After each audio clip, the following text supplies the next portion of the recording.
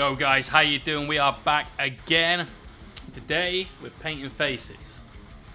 Not like Bobo the Clown or like Alice Cooper, but faces, normal faces, and we've got two of them on the go for today. We've got Calgar, who I intended to have a point where he'd be finished when we did the face by today, but it's been a day, like much of a day today, so we haven't got any painting work done on this. I have, however, for those of you who have seen my Instagram post today, undercoated all of this, plus some bits there, and some bits there, and a big tray of bits there, and so there is Dark Angels everywhere around me, with the Overlord Magnus the Red. That's not quite right, but it's about close. Jim Martin with that host. Thank you very much, dude. On top of that, I finished off the first mini in this commission. Here is that Space Marine Chaplain, now completely finished. All the extra bits of weathering have been done. He now looks like he's been riding through the streets of some bombed out, burnt out city. And of course, can't really do a character mini without some sick ass freehand. So had to do that today. All of those bits.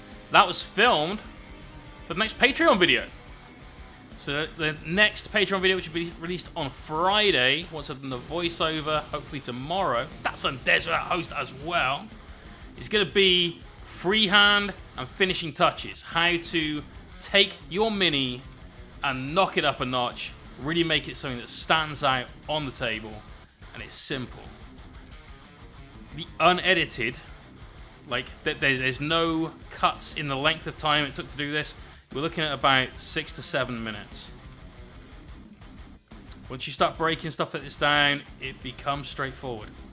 Promise you, I'm going to show you how to do that in that video. In the chat today so far, we've got Squeezil, A-Code Arkaville, Crazy Anked, Main Unit, Commissar Bob, praise me indeed, Sons of Rolo, Viking, Gumbalina, Celtic Craig, Electros 2K, Jim Martin, Des, this is Kets TV.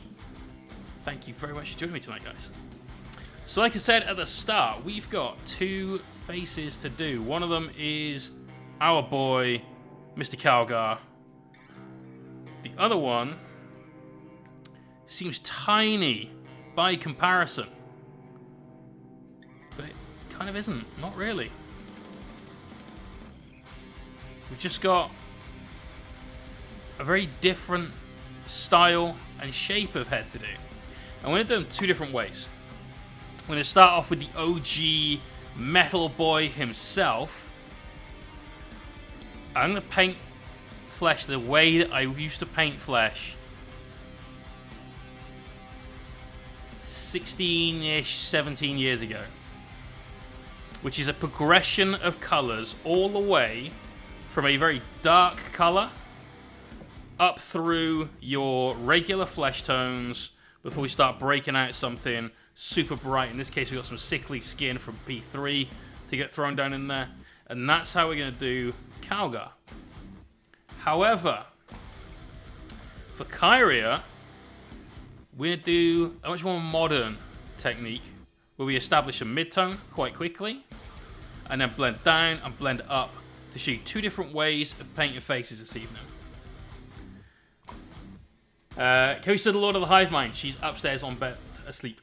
Looks like we need to paint some ugly purple marine on Saturday. Jamatin. The votes are close. I'm telling you guys. Head on over to either my Instagram or Chris's, !social, for a link to mine. Chris's is CF_minis on Insta. We've got, of course, the Frohawk battle this weekend. Zoom out ever so slightly. There you go. And as always, we've got the Win Mystery And because it's all still new and fresh, Patreon commands. Look at that, just fits in frame as well. Getting professional. Yeah. Go to either my Instagram or Chris's Instagram and comment or vote which one of either the Excoriators or the Soul Drinkers you would like to see us paint. If I go and grab Insta quickly, let's go and find Mr. CF Minis. Don't need that part of your story. Here we go. That's with a vote. I think that's the link. Yep. So here's a link you guys can go to vote on Chris's story. It's close. The Soul Drinkers are at 57% of the vote there. But they both had votes put in comments on both mine and Chris's Instagram posts. So you can go and do that as well, or instead, rather. Also, in some exciting news. This is cool.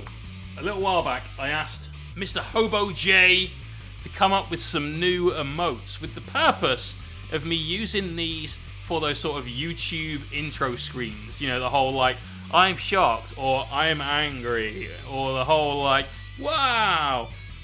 You know, all the usual clickbait bollocks.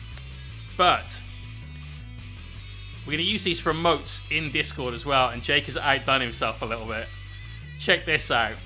We've got Sleepy J, Crying J, Angry J, Regular J, Other Regular J, Very Upset J, Upset J, Oh my god, I love this all J, and then finally Winky J. What a fantastic set of emotes. They're all going to be on Discord. We might get some of them out in here. Where's the Yellow Mohawk J? Wasn't worthy of an emote. Only worthy of a meme, not an emote. Right, let's get to it. Actually, no, let's not get to it. Let's not forget that this month, in the mystery contest that we have, where you could win a mini painted by me in a color scheme of your choice, the Patreon community has voted in this as one of the prizes. You have a run named after you, Old J. I've never had it. I'd never heard of it until this stream, actually, maybe 2 weeks or so ago. I need to find a bottle now. Sarah, how are you doing? You unlock the Yellow Mohawk J by being a Patreon for a year. We'll sort it. Why not? Ultramarines did not make the final cut. The Bearded Merc with a follow as well. So remember, guys, on the 29th of the month, the final stream of the month, this is up for grabs. If you have an Ultramarine army and you can prove it, I'll paint it as an Ultramarine. But if you don't, it's got to be something else. That's all. Comments up, Bob. We can paint it in your custom Blood Angels colors. That's right, it was you. I thought it might have been. Yeah, I need to find some. We're going to have another vote in the Patreon gallery, in Patreon Discord this week for the next mini that goes in that mystery contest. I already know what's going on in the mystery box, but this next mini is going to be a doozy. You got a lot to look forward to. Right, let's start it off with Catachan Flesh. Now, I used to use Dark Flesh from GW way back in the day. That was how I'd start all of my flesh.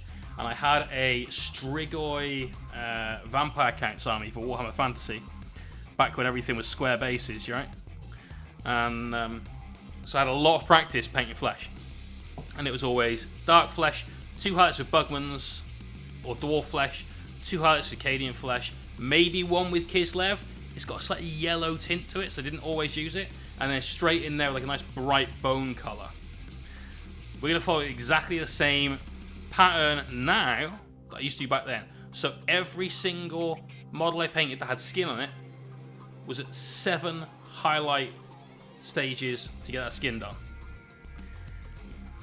Sounds like a lot, because it is. It's a lot of highlighting, it's a lot of skin to do, but the face is the focal point of the miniature almost all the time. It's the main focal point as well, so it's worth putting that time in.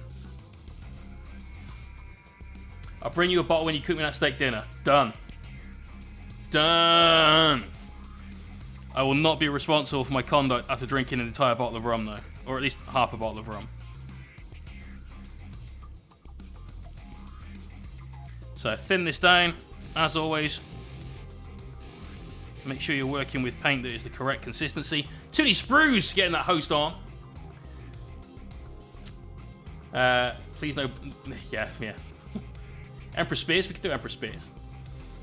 Don't have a Marine army. If I win, it's dealer's choice for chapter, and I'll do an army for it. Holy shit, faces and bases. Also, I sent you a private message earlier on to say thank you for becoming my latest Patreon. You utter boss! We have a new written guide out for you on Friday about how to level up your basing game. But with a username like Faces and Bases, you may not need that. Let's be honest. Let's be honest. Dead Man's Finger, I can't rate their normal rum. I can, however, rate their coffee rum. That's good. I like that. Kraken is decent. Good rums for me. I've got a bottle of Plantation, which I'm really liking. Ronza Kappa 23, that's banging. I've got a bottle of that up there. Diplomatico, it's good. Woods 100, if you really want something to like... Whew. You're painting the bin now because Joe wants to see it. Commissar Bob, love you, man. Absolutely love you. Toonie Spruce, you enjoy your lurking, dude. Good luck with that paperwork. We need to see a, on that bin, like, don't spit out your chewing gum sign, that kind of thing. All the usual please recycle logos as well. It's got to be done, man. Chat wants to see it. Meep wants to see it.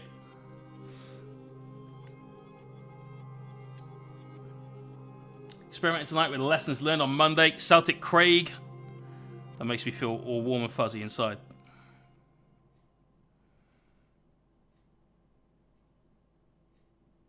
It's all down to blood, sweat, and years, man. But you did a good job on Monday. I was very proud of all my pupils. Let me finish my Chaos Lord. Sorry for slight spam. Gumbelina. Firstly, don't you dare apologise for that spam. That's beautiful. I was very impressed with the progress you've made. Considering Sunday we saw red. Monday we saw more. Today... which is only Tuesday, we're seeing nearly finished. This is good. Cracker's nice. Strange how the old J with vanilla Coke. See, that's one of the reasons why I like Woods, is because it's got that vanilla flavour to it. Perfect drink is a pint glass filled from the bottom to the top with ice. Wedge of lime in the bottom, wedge of lime in the top. Got to double lime that shit. 50ml of Woods, and then top it right up to the very top with real Coke. No Pepsi, none of that horrible shit. Real Coke. So refreshing. So good. Right, it's going to get another coat of this down so we've got a nice solid base for everything else to go on top of. I've noticed this is a little shiny. I'm thinking there's a little bit of... extra medium that ended up on here somehow, so gotta bear that in mind. I was looking through Space Marine chapters, paint my Indomitus Marine, still not too sure. Pick a colour that you like. Yeah, ignore what chapter it might be and anything else, but just pick a colour that you like, and then Google Space Marines, and then whatever the name of the colour is, and see what comes up. Plantation, 5-star Plantation Pineapple Plantation. OFTD. Oh, right, brilliant. Dawley's is good. Not how William George. This one is... Oh, God, now you've said that. I'm going to have to have a look. Plantation Original Dark. The double H. But that's really good stuff. It's got this kind of... like charred orange kind of note to it, which I really, really like. Full fat, always full fat. If you're going to have Coke, it's not going to be healthy anyway. Just get a real Coke.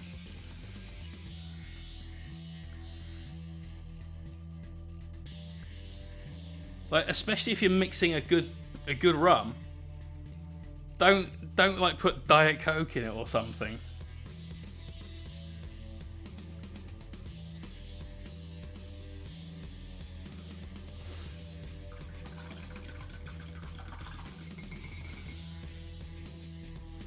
Experimenting with Lunar Wolf scheme for Space Marines. Nice. Nice. They look cool as well. A lot of the old like heresy schemes do look cool. Right, so we've got some Bugman's Glow, which is what the current name for dwarf flesh is. And I'll show you what's going to happen on the palette. So we've got just some water, we've got our dark skin, or Kyria flesh, Catachan flesh. Christ. A little Bugman's Glow, just mixing that in. And what we're going to end up with is like a progression all the way through of every different skin tone that we've wanted. So if we ever make a mistake and we just need to just pop back in and add a little bit more of one color, we've got it right there ready to go. One of the best things about a wet palette is you've got the ability to do that and keep that paint fresh for an entire painting session. Unlike back in the old days of using, like we had a bathroom tile in the store that I used to use. Unlike the bad old days of doing that, where you were lucky if that paint stayed usable for 10 minutes, this is way, way better. And what we're going to do now is we're going to leave only the darkest recesses, so the very, very deepest areas on the miniature. We're going to leave that very dark brown, Catachan flesh. I will remember this shit by the end of the stream. Not this stream. Snake Plissken, how you doing, bud?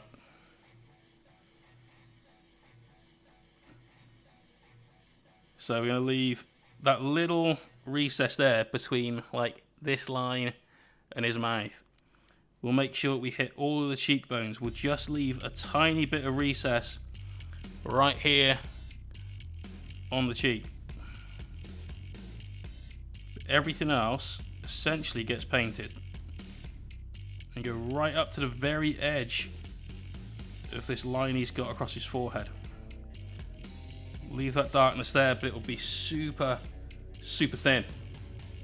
Bathroom tile CD cases, and if you fancy a plastic artist palette back in the day, sometimes it was a CD, I'm not going to lie. I used to get, I've forgotten the name of the magazine, it was like some PlayStation magazine that had a demo disc on it most months. And quite frequently, whatever the game was shit, so I didn't want it.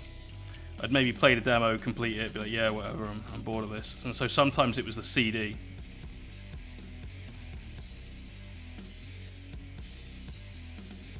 Just same logic this side of the face. Leave a little recess of that Catachan flesh just in the corner there, underneath his bionic eye. Make sure everything else gets that extra highlight. Murky Murker, how you doing?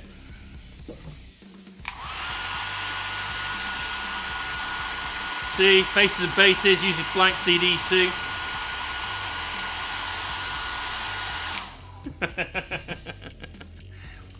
Mate, if you think demo discs takes you back, I used to get a magazine that had a demo cassette on, and I don't mean music. Like, that's old school. Right, second highlight up now with this. We're just going to take a bit more of that Dwarven flesh, or Bugman's Glow, mix it in, and we're just blending our way through to something that's much, much closer to that colour. And this is why you just don't need to buy every single GW colour, or any single paint company colour. Doesn't matter if it's Army Paint, Vallejo, P3, whatever. You don't just blend through. Yeah. Technically speaking, I don't need to do any of these steps. I could go straight to Cadian Flesh Tone and just blend it in nice and slowly. The reason I'm leaving these in is because A, I want to do that old school paint job that I haven't done in such a long time. Commissar Bob was an itch in his dad's pants at that point, you know. But also, it gives it a little bit more of a red tint. Now you can obviously go in and just do some glazes with some reds and stuff to have that effect. But why not do it this way? Show you guys a couple of different ways of getting the paint down for your faces. One thing I will say about this method is it teaches you plenty about brush control. You need to be on point.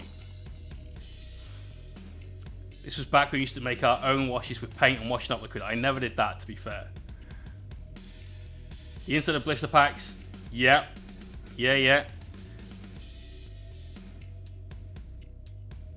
That was a decent palette, but for me that was normally like cut up to do things with terrain, like make stained glass windows for terrain.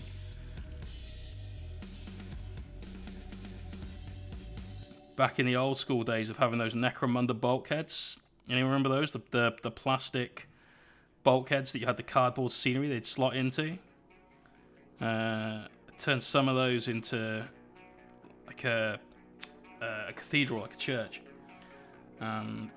Very badly, I say this right now, very, very badly, with some felt tip pens, drew some stained glass window style effects on it, and just glued them to some of them. It worked.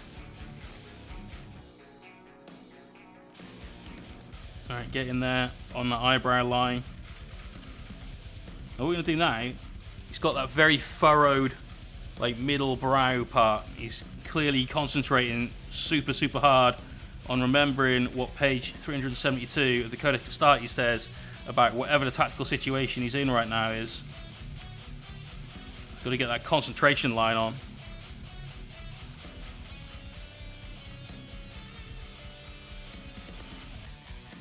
Also, this is when you know you need to cut the hawk, because this happens way more frequently. So I'm going to try and avoid it. Friday gets done, so...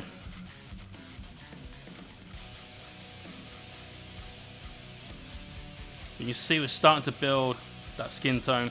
So plenty of dark areas. Just going to come and wipe out a little on the top of that Burnic eye. Stop it being quite so stark. Oh, by the way, we did finish the... well, we nearly finished the Ultramar symbol, the Omega, yesterday. Just have to go in with some red and just tidy up that edge a little bit, and then it'll be absolutely spot on. Yeah. Did get it done. Got through that at the same time as Mikey and I were going through the whip on the Hellstorm stream. Alright, here's where that separation is super, super important. This is where it's all about that brush control. Got to hit all those areas that we had in the face there, leaving those recesses. And we know we're on highlight 2, so there are maybe 5 more to go before we get through that. Daddy Tubbs, big boy is looking good now. And we have you to thank for this. Those of you that didn't know, this mini was donated to the stream by an absolute boss that I've left it quiet, let them come out and say, yeah, it was me. But I can wait no more. Daddy Tubbs. Legend.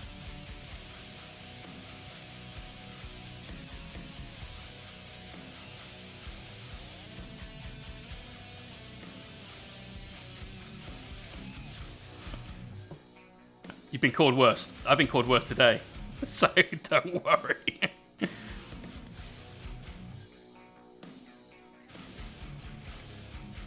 May have had a heated conversation today.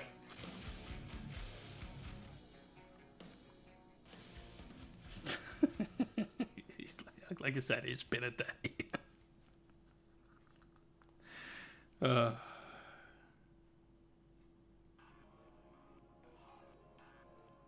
So, while I'm painting faces, what are you guys all up to? Who's getting their hobby on? What are you painting if you're painting?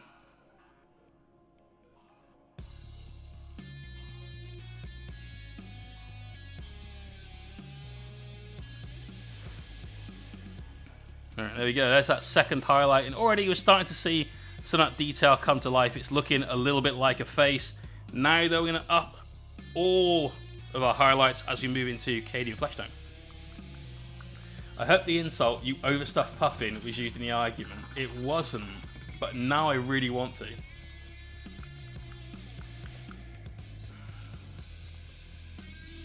Right, let's get some Kyria Fleshtone down on the wet palette, and then just like before, I'm going to take some of that, move it into the mix that we've just had, and start moving that in towards that brighter pink.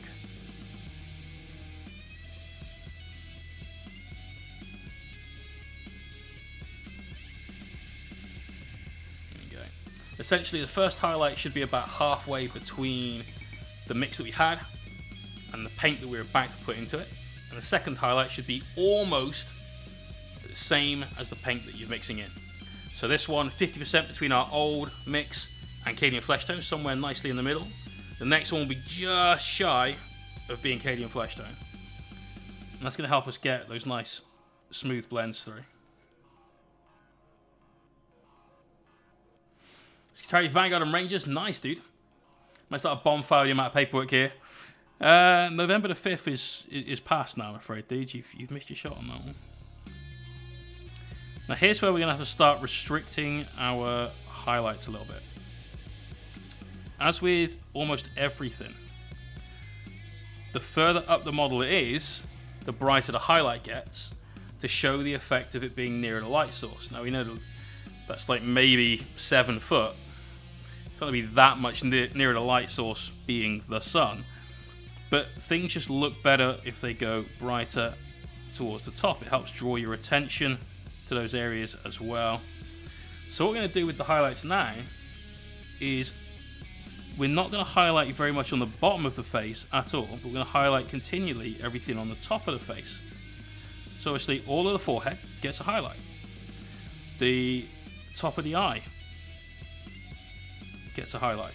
This little furrowed brow gets a highlight. When you go down, as far as the nose and the bottom of the nose, before we start getting selective. But at this point onwards, now we have to start working out, do we want that bit to be that bright? So let's take this line here, for instance. This bit, that like line right on the edge of the mouth. We're going to highlight the top of this, but not the bottom of this. 3 breaches and Cerberus red. Oh, nice, mate. You got a hell of an AdMech list going on there. Attack to my neighbours at November 5th has ended fireworks and bonfires for days. Unlucky. I know, like, Saturday, a lot of people still stood in the fireworks celebrations and so on, but yeah. I'll print you one. How you doing, Danny?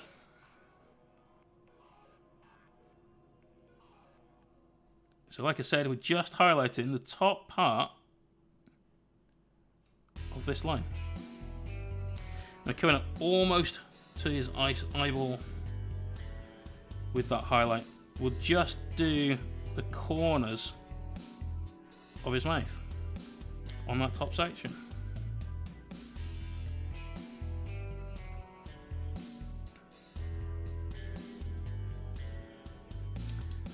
Not bad. This is 3D modeling for a friend. Sweet, dude.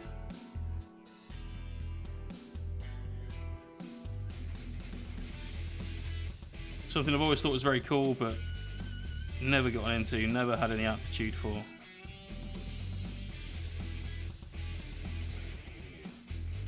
What are you sculpting?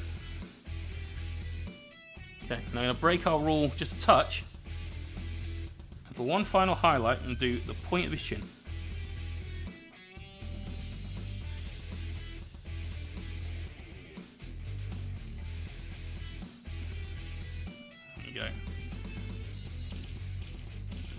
So yeah, you see we're getting that nice flesh tone down in there. I'm a little concerned about how thick this dark line is at the top. So what I'm going to do now is I'm going to take a little bit of this mix that we're using, pop it over to one side, and create a glaze out of it. So doing that just by adding water, you don't need glaze medium or any other cool, fun tricks that you might want to use with that. but just pop this glaze over that line and blend upwards towards our brightest area. And that will just fuzz that line out a little bit. It'll still remain dark because the glaze won't get full opacity over that line. It'll just start to fade that line out a little bit. Lee, how you doing, brother? Thank you for tagging me in that Instagram contest. That'd be cool to win. That would be cool to win. That would be a great weekend stream / giveaway if we won that. He said, no hobby for me tonight. Doing overtime to help a colleague out to get all the projects finished time. Gotta happen, man. It's gotta happen. Once that glaze has dried down a little bit, let's go again. We did a bit of a lesson on glazes on Monday with Mr. Nick McDade, teaching him how to glaze in shadows, how to glaze in some highlights. Glazing is one of those things that as a miniature painter you need to learn. You need to have that weapon in your arsenal, and that's why we went from having that super thick dark line to now just a bit of a suggestion of that shadow. Love it. Now let's get our second highlight up with Cadian Flesh Tone, so mixing more in there. We're nearly at pure Cadian Flesh Tone, and again continuing on working at the top of this guy's head. So let's start off with a little highlight now, just towards the top part of his forehead. We're leaving some of that colour we've already painted on there, bringing these highlights up just towards the top. We'll again do the eyebrow, but now we're also going to add in some detail around it. So it's not just paint the line across here, but also paint a little vertical line there to show where his eyebrow is. It's kind of got that little extra sort of pop out from the skin. Make sure that these lines leading back have got a little bit of highlight on. So just being more selective about not just what we're highlighting, but where at this point. Got to get the nose. Point in the nose is one of the brightest points on the face. Obviously sticks out quite a lot. In some cases, quite a lot. In Mohawk's blocking the cam, Jim Martin, by the time you've put it there, I've done this and looked up, and it's not blocking the cam anymore. So, apologies. Like I said earlier on, it gets cut on Friday. It means that when we're doing this, we're probably getting a lot less mowy in the way. So, we will do our best to avoid it. It's going to happen. Right, again, just going to get this line but right up towards the very top.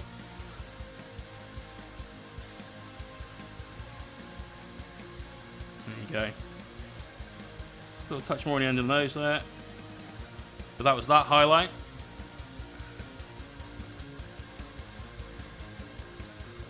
Let's keep going. So now, we could go into Kislev Flesh. I don't really like using it. Like I said earlier on, it's got a little bit of a yellowish tinge to it. I always feel that somebody looks ever so slightly jaundiced if you use this as a highlight colour. Especially if you've gone through this kind of progression, the Bugman's Glow, you get a nice ruddy pink. So we're going to skip it. We may use it for Kyria. I'm going to go into Sickly Skin instead. Now I've been using GW's version of this, which I think was called Sickly Skin before they called it Pallid Witch Flesh. I'm sure somebody will correct me if I'm wrong. But this was the game changer for me. When I started using that to do my skin tones with, everything changed. So we mix this into our continued blend. I'll show you the blend that we're working with. So here's where we started, that dark tone, that dark flesh, Catachan Flesh, through the Bugman's Glow, into the Cadian Flesh Tone. Now we're down here. This is too much of a step. So we're just going to mix in a little bit more of that Cadian Flesh Tone. So you just got a nice bright pink. And then for the next highlight, we'll probably be doing something much more akin to that. Okay, so you can see the progression that we're going through.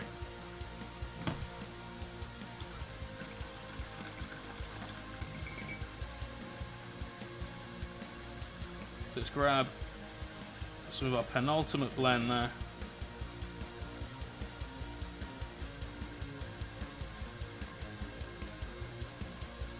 Okay, just a touch of water into that. There we go. So again, this comes down to getting that forehead. We're going right up to the very top. We're trying to leave this tiny border, essentially, of darkness between our highlight and the hairline, just to accentuate the gap between the two. And we got to do that because this guy's got white hair. We're using something that's very pale now. If we went right up to the head, right up the head to the hairline, you'd blend the two together a little bit, and we don't want that. We want that separation. So we'll do that. We'll do this furrow, but just towards the bottom of it, where it's more prominent. The eyebrow line, will just do some really small highlights on the very edges of anywhere he's sort of scowling or whatever facial expression this is meant to be. It does look a little bit pissed off, to be fair. So just those little edges. For the cheekbone, this will be the last highlight that hits there, and it's just going to go there and this tiny dot of it on that line.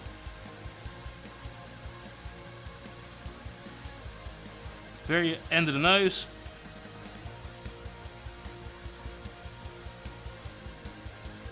And we're getting there. Behind his eyebrows, you're showing off. I mean, that's why we stream, right?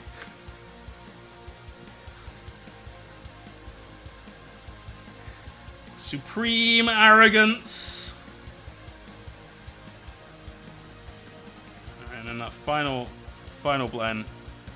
Not going to do the nose, just going to do a little dot on there on that furrowed brow. Tiny amount just there on the eye. And then finally, just the top of his forehead.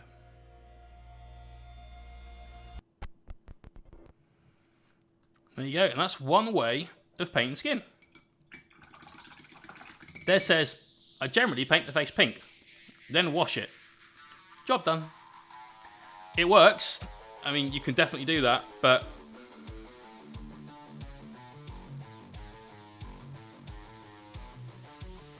I mean, it's not the best face ever. The sculpt is not very modern, and that lets it down a little bit. But this progression of paints gives what I feel is a very realistic tanned flesh. Someone that's clearly been out in the sun, on battlefields or whatever for a while, and has got himself that nice, healthy skin tone. It's also, as you saw, quite simple. The brush control part of it is the difficult part, but there's no weird blends going on. There's none of this like paint it blue and then yellow to paint it red that we do. It's just grab some flesh tones, on you go. Happy days. So there's Calgar's flesh. It's taken us about half an hour's worth of work on stream, which means realistically you could do this in about 5 minutes. Yeah, easy peasy. Crack it. Kets, glad you like it, dude.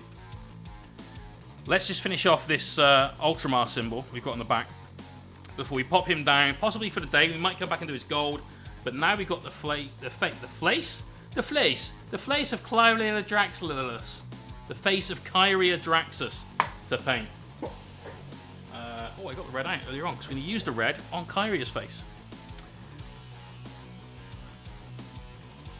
I really like this guy, Kets, and I'm glad you are as well.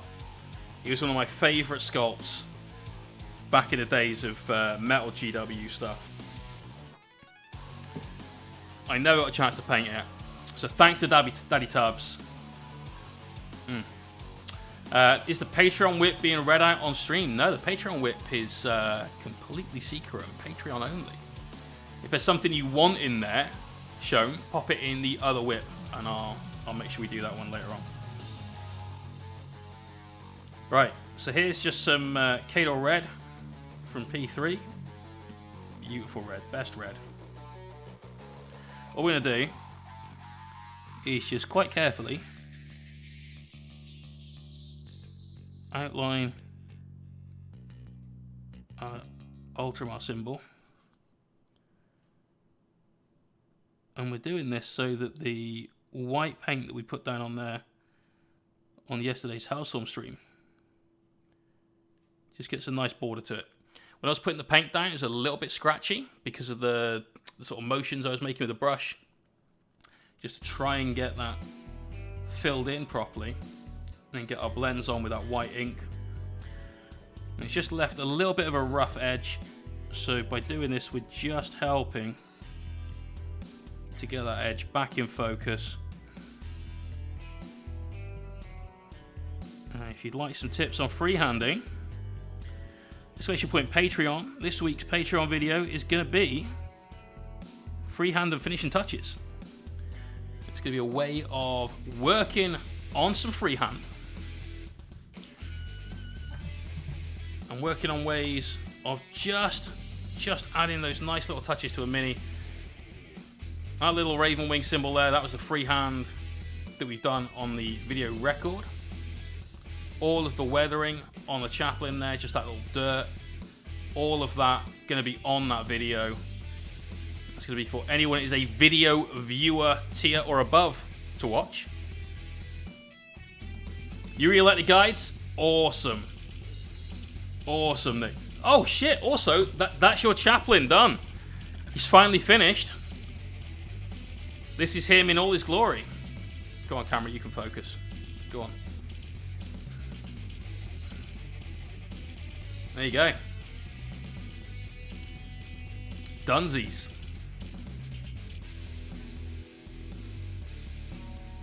So, all the dirt in the tyres. All of this going on. That sexy bit of freehand right there on the shoulder. Banging. There he is, Nick. Completely finished.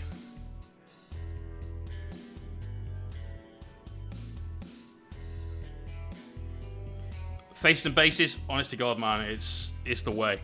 And if you think the basing pigment on that was the kicker, when we get to using the weathering pigments on stuff like this for Nick's flyers, that's where it's all going off, man.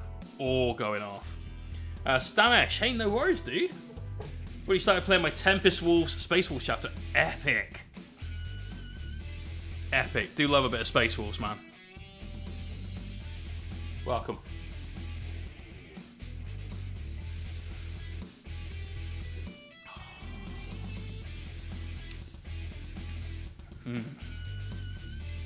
So, there's Calgar.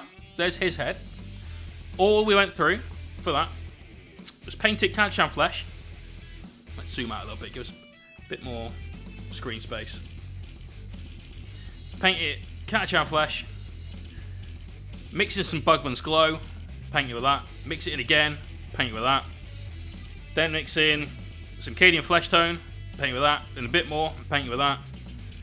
And then Sickly Skin, and do that twice. So that's it, that's the progression. Just those 4 colours, and it's a blend between each one. 2 blends, 2 blends, 2 blends, and you're finished. Orcrist, how are you doing, dude? I was thinking about you, and I was choosing my drink for the evening. We've got some Canadian apple juice tonight. It's good. You finished the Canuckamera. Awesome, mate. Awesome. I finished the Chaplain. There he is. Just showing him off on stream, so I won't belabor the point too much. But there we go. He was finished today. Loving it. Apple juice like whiskey. Apple juice. But it's apple juice. Twitch friendly.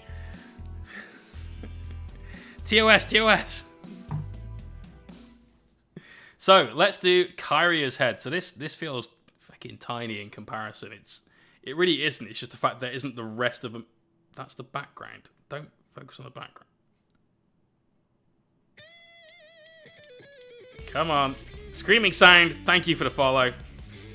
Right, let's cheat. Let's use Calgar as a focus point. He's massive. What? Thank you, camera, for finally behaving. There's Calgar. Here's Kyria. Okay. So Screaming Sound 18, thanks for that follow. We're going to start off with Kyria by establishing a good midtone. And we're going to start off using Cadian Flesh. So Cadian Flesh is a really, really good go-to for any flesh that you need to be painting. That's humanoid flesh, at least. Because it's just that nice sort of pinky colour that we all think we are for a Caucasian. But nobody is this colour. Not without extensive makeup. But we're working thin, going to get a couple of coats of this down until we've got a nice smooth coat of Cadian Flesh. Now you could, if you wanted to, bust out your airbrush and just get a quick zenithal on this. But to be honest, there's not really any need.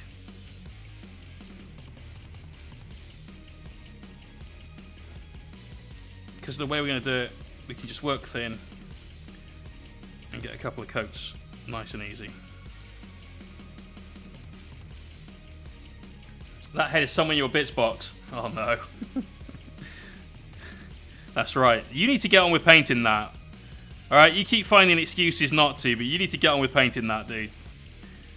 Come on, you've done all that work on the base. Get it finished.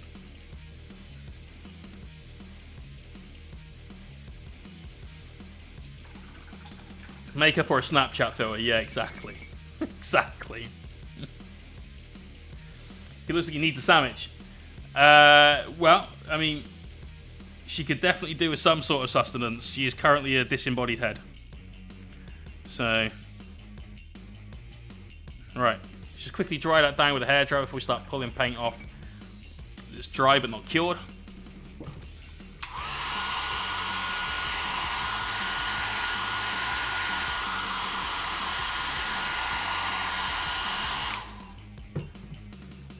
Also, guys, don't forget this weekend, the man versus the Mohawk. The start of regular Saturday streaming. I'll let that one sink in a little bit. Regular Saturday streaming. This Saturday. Kicking it off with an extra long stream. 8 hours of myself versus Chris Frozin battling out over who can paint a plasma interceptor the best.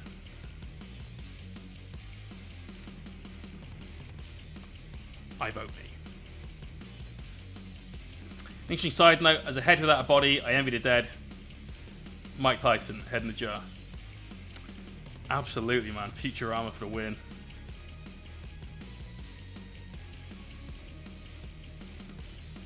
Hugh Hefner. Love it. Quality username.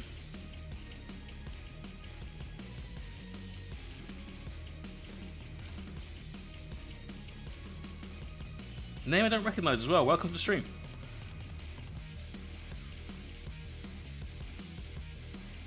Remember, the loser, I'll say, has to do a 24-hour stream. I don't really find that a punishment. We do 48-hour streams here quite a lot. Or like, well, you know, we stream over a 48-hour period, over 40 hours, semi-regularly. So I feel 24 hours is getting off easy, but I also know that Chris is going to be ratty as fuck after about 7 hours in. So I want to see that guy. Oh shit, I need to update that command as well. Ah, never mind. Kind of late. Mark 02201. Thank you very much for the follow. Welcome to the stream. How you doing? We're doing some work on faces today. We've got Kyria Draxus that we've just started. And we've just finished Calgar's face. He's looking suitably boss-like. We've got all his gold left to do, and obviously we've got his base left to do, but otherwise he is finished. We've just tidied up that little freehand ultramarine symbol on the back. Cheers, dude. We're looking at 2 different ways of painting faces today.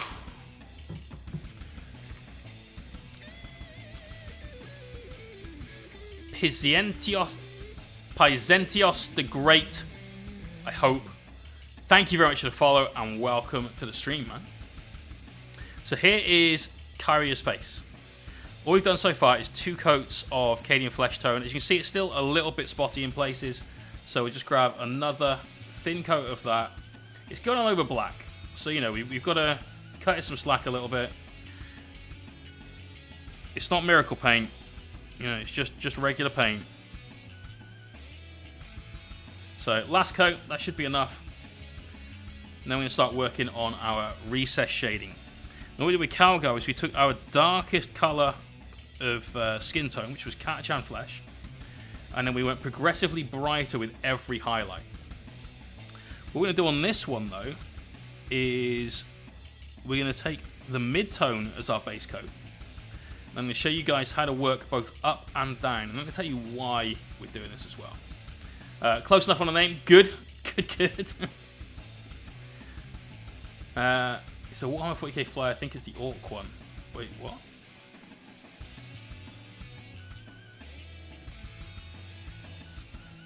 Oh, what's the little red playing the picture roll? Okay. Got you. So the little red ones are Aeronautica Imperialis planes. But then we did some 40k versions that were obviously massive, but the same color scheme. For the same client, we had some Aeronautica planes and some normal Orc planes for their 40k Orc army. And they were having loads of fun with it. Did a couple of Aeronautica commissions, and I can safely say I'm never doing another one. Fucking hell, they're fiddly as anything to paint. I hated every minute of it. So, yay.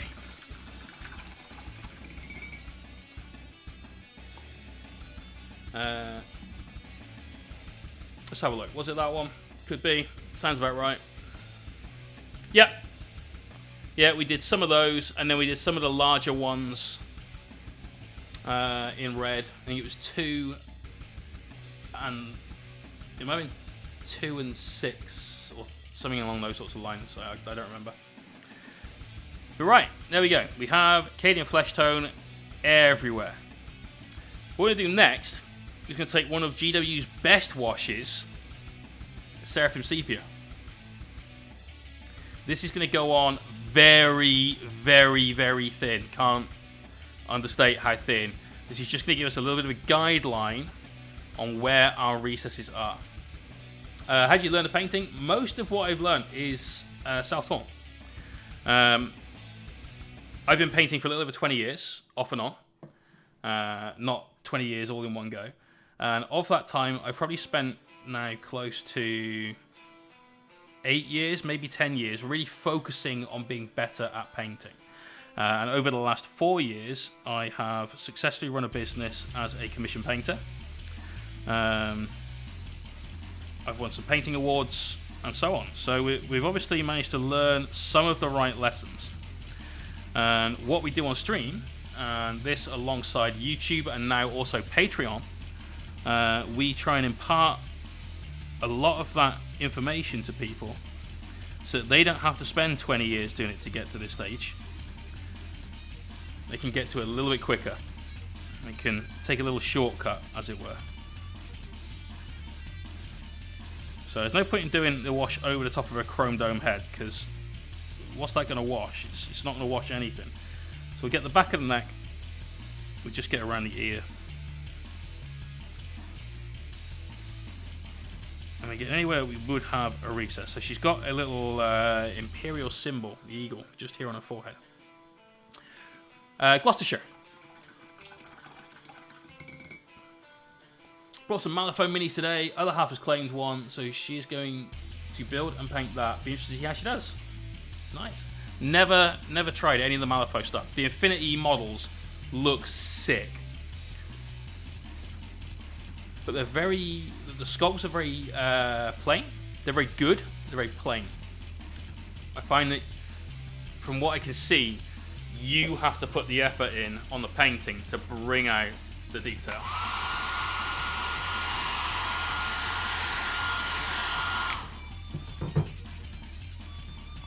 Okay, so there we go.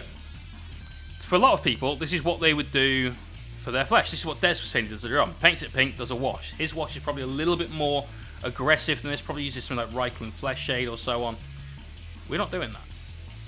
Now we've got a little bit of a map for where our recesses are on this head. Now I'm going to start bringing in some darker shades.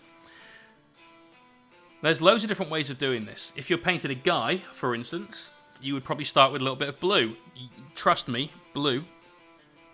And you'd paint a band sort of anywhere up to the bottom of the cheeks and downwards in a blue glaze. Now what that would do would simulate the effect of having not a real beard, but like just short stubble, like, you know, my moustache line is now. Ever so slightly blue tint to that works really, really well. But it's got to be the right blue, and it's got to be really, really thin. You can't just... I think the camera's just lost focus. Are we going to need to get Calgar back out? Yep. Yeah, it doesn't like just the little head. Yeah. Yeah, the blue would help simulate the look of facial hair. There's more veins that are apparent around your neck area than anywhere else on the head, so that if you've got a neck, that helped to simulate that. And then you would do a red glaze somewhere between the cheekbones and just below the eyebrow, because most people have a band of red around their face here, like big rosy cheeks, or there's this little darker area around your nose and so on that frequently can be red. You'd pop in a little bit of purple perhaps, for just underneath the eye, and the top of your head is generally a little bit more yellow. And you can see all of that happen in a lot of Renaissance artwork. Look at some of those sorts of paintings, and you'll be able to very clearly sort of find some blue, some red, some yellow in those bands across somebody's head. To Miss Bruce, thank you very much, mate.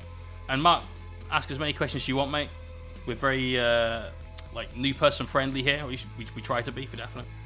Now, because we're painting a female face, generally most chicks don't have too much stubble. Generally, you know, we've probably all got an auntie that we love dearly that has a thick moustache or something, but you know, so I'm not going to do that on this. What we are going to do though is start blending it down a little bit in tone. So we've got our Kyria Flesh Tone on our palette.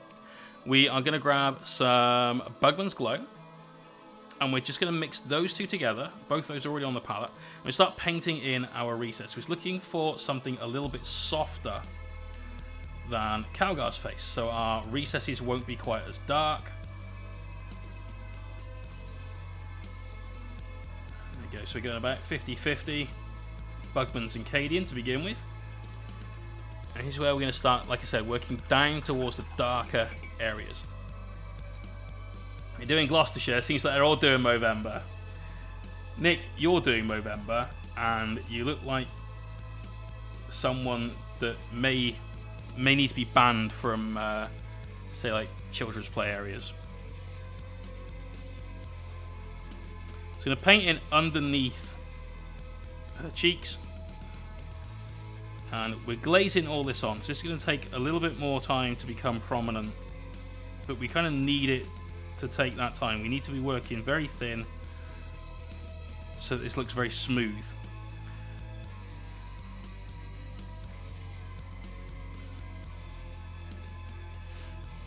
That reminds me, you need to call Auntie Daryl this week. Yeah, there you go.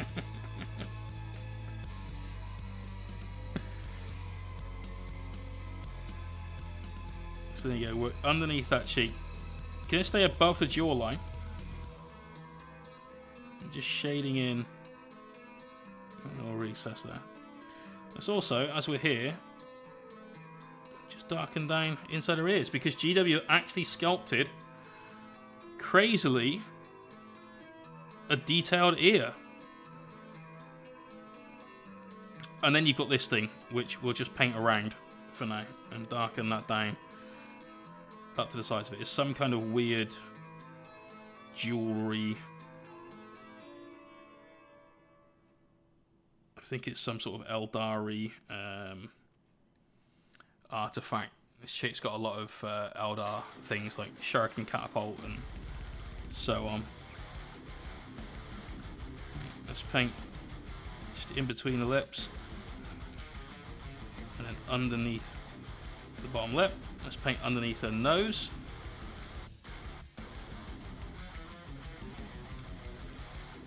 Let's get into the eyes. And then that little Imperial, I don't know if they call it an LX2. Is that the GW 40k name for tattoos? Is that? I can't remember. But essentially, we're going to paint inside this recess that she's got here on her head.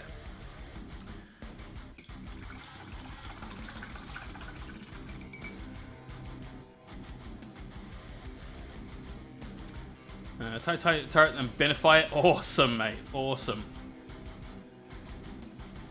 Just going to change the exposure on the camera a little bit. Darken this down just a touch. So I knew that was going to happen. It's going to make it a little easier to see the head. There we go. It's just brought it straight back into focus now. That's good. He says, no, we're back in focus. This is fine.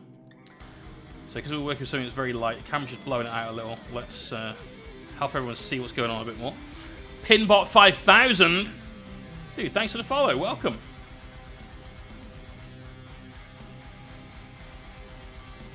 Firefish reading his paperwork. Time to paint.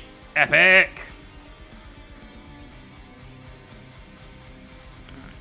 So we're working in right up to her brow line with this paint.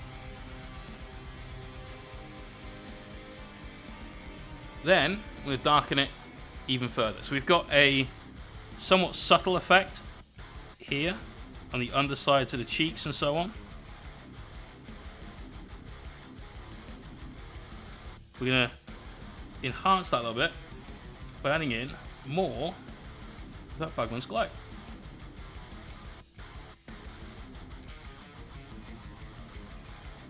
So again, working very thin. And what we want to do now is just sort of get into the deepest area of that shadow. That's going to allow the coat of paint that we just put down to work as our transition from this into the brighter skin tones we'll be working with soon. So get right up into the corner of the mouth, between lips, just underneath that bottom lip. Again on this side, just getting a shade in this area underneath the majority of the pad of her cheek.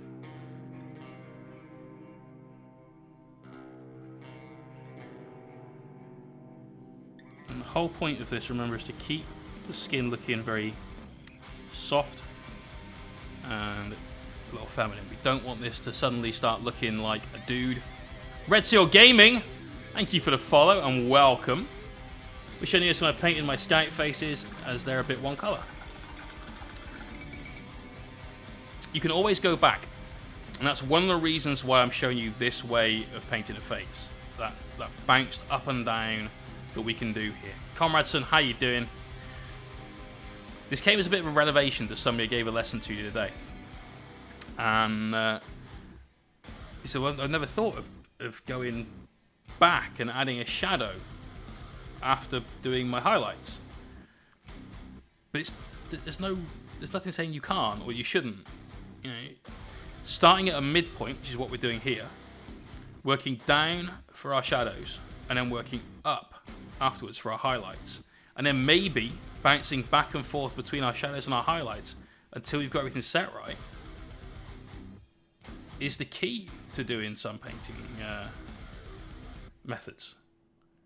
You know, think about all the times where you've done weathering, for instance. You're basically going back in adding the dark bits again before re-highlighting them to do the light bits again. This is a bit of a weird thing that people just don't think about. It's a totally legit and very useful painting methodology. Steiner! How you doing, brother? Currently 23 hours. Hot damn, man. Hot damn. Steiner, how you doing, bro?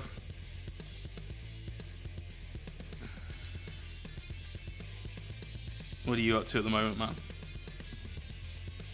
Get some love in the stream for this dude.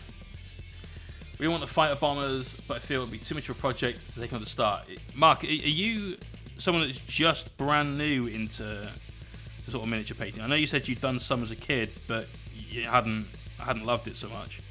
Or I think you said you weren't particularly, skilled. I wasn't when I was a child, so there's absolutely no shame in that whatsoever. So are you new-ish to painting? Okay, I would 100% avoid the Aeronautica kits. They are not beginner friendly. For starters, the details I'm painting on this face, they look really intricate and small and so on. That entire kit, the Aeronautica stuff, the whole thing is like painting eyeballs. For the entirety of those minis, it's like doing nothing but painting eyes. That's how detailed those kits are and how small that detail is. Like I said, I hated painting them. I'm sure there are people out there that love painting them. But you're constantly doing nothing but details that you feel you need a magnifying glass for. Yeah.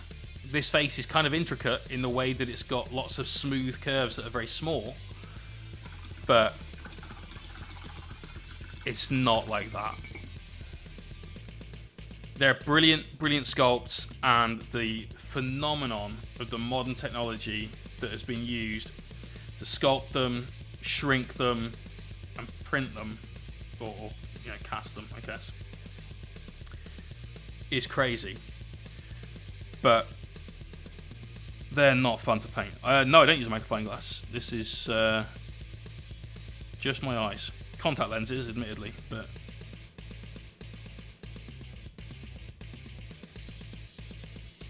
there's nothing between the Mini and me. So you can do, like, if you find it's better for you, then go for it. But I haven't needed to, not yet. Maybe when I get to Aid Cook's age. I know he's not listening, but if you are Aid, I miss you, brother. It's been a long time since I've seen your stream. He uses a magnifying glass. He also gets little awards at Golden Demons, so, What is beginner friendly? Honestly, the most beginner friendly thing that you could pick up, if you like sci-fi, is Space Marines. And that's not going to be the answer that people want. But Space Marines are super beginner friendly. That's why we use these in the painting classes that we do. Because they're so easy to paint. You've got loads of large areas that are kind of flat that you can do some detail on. You can do some freehand on. You can do all of that sort of stuff. You've got enough little details in the way of like your holsters, your grenades and whatnot that give you a little bit of a stretch. And you've got some fun things you can do, like the glowing eyes and everything else. So these are super easy. Yours were blue. Well, I'll tell you what, mate. So are mine. This was the prize that we gave away at the end of last month's stream. So almost finished painting now. Lord Calgar of Ultramar going to This Is Kets TV. They won. Anton Wild, thank you for the follow and welcome. But that's one of the best things about Marines. You can paint them any colour you want.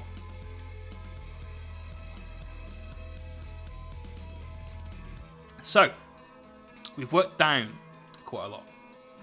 Now it's time to go the other way. We need to start giving this chick some real highlights. So to grab some Cadian Flesh Tone, and then you've guessed it, we're going to grab some of that Kislev. Is it Kislev Flesh, they call it? Yeah. Glowing Eyes. Glowing Eyes is easy, dude. Super easy.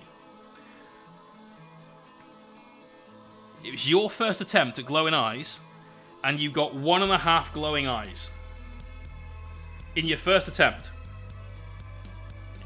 Got to call that a bit of a win, Nick. Right, so let's get that Kislev Flesh, mix that into some Cadian Flesh Tone, which was our base coat, and then start to highlight up.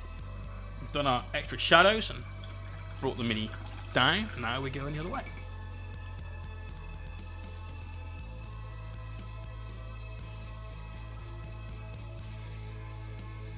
Again, make sure your paint is nice and thin. We're not glazing the highlights on, but we need that paint to be super, super thin so we can get a nice smooth application, especially when we've got a big, bold ass head to do. So let's start there. And you can see there's a massive color change between the two. Hopefully when this dries and mats down a little bit, it won't be quite so pronounced. If it is, that's fine. Just mix in a little bit more Cadian Flesh, knock it back a little bit, and paint over it.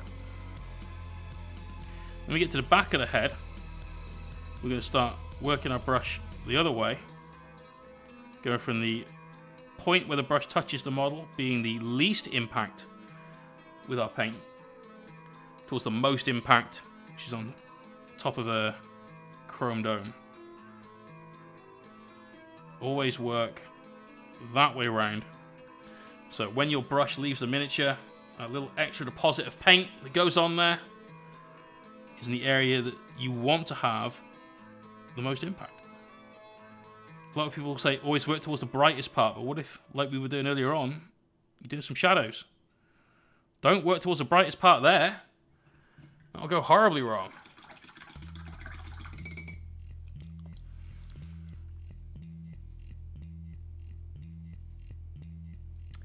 Danny, you are such an Ubermensch.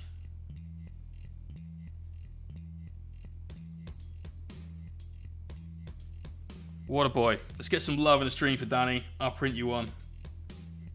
Right, I'm just going to mix in a little bit more Cadian Flesh Tone. That's too much of a step. I'm just going to repaint that part of the head. He prints everything and anything that you want, apart from neoprene objective markers.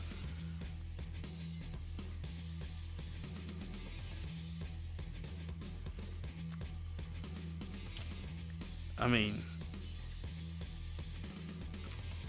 that was cold, man.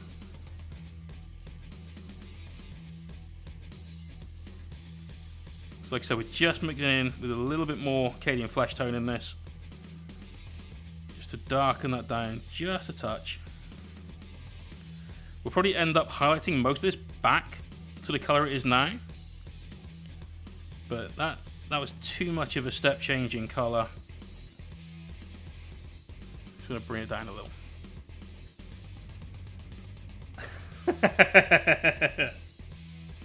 It's totally your fault, man. It's totally your fault. If you worked harder, you know, company make more money, they could afford new toys. There you go, man. It's all on you. Some say you're just a cog in the machine. I say you are the entire machine.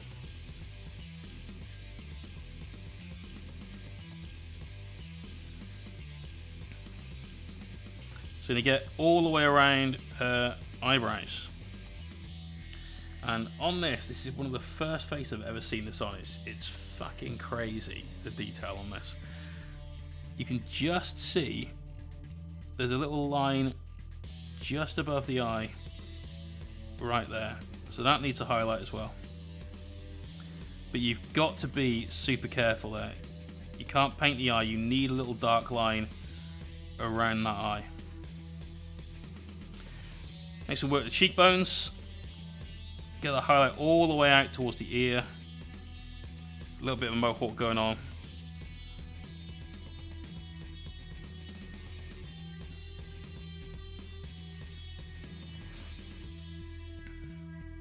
Again, make sure you've got plenty of water in the mix. Keep this nice and thin. I'm looking at getting Algoon mastered into 180. That is decent for a 3D printer. You play it? Oh, mate, we are all about 40k. I love 40k, mate. It's the biggest bummer of all of lockdown is not being able to play Toy Soldier games anymore. Not being able to go to tournaments anymore.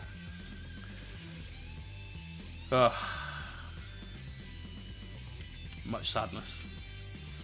Much sadness. But yes, I love the game. I play Imperial Knights, and both last year and this year, on target for it as well. The world's #1 Imperial Knight player.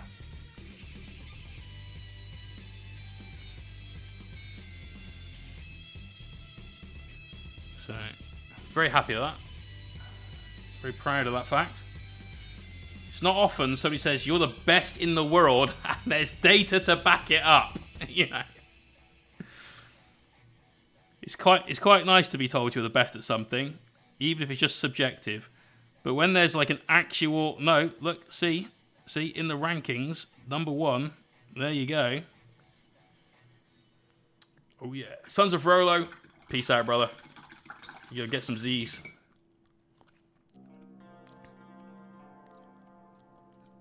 But on the channel, it's all about painting.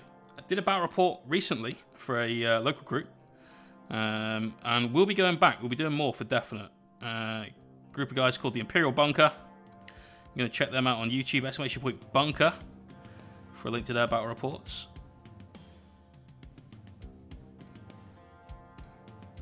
And I took my Imperial Knights against a guy who is occasionally in the stream, Dax Moran. He might be about tonight. I think he was watching Chris's stream. No, I think he might. It might have been. I'm sure I've seen his username about today at some point. I think it was in Chris's Discord earlier on. Maybe that was it. Yeah, he had his Iron Hands. I had my Imperial Knights. And it was a fun game. A really fun game. Alright, painting the lips. Trying to be super careful here to not paint any of that nice shade that we've done either in between the lips or in the cheekbones.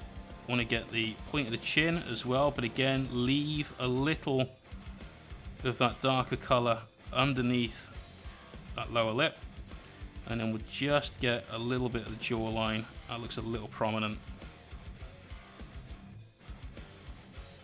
Make sure you hit that both sides as well.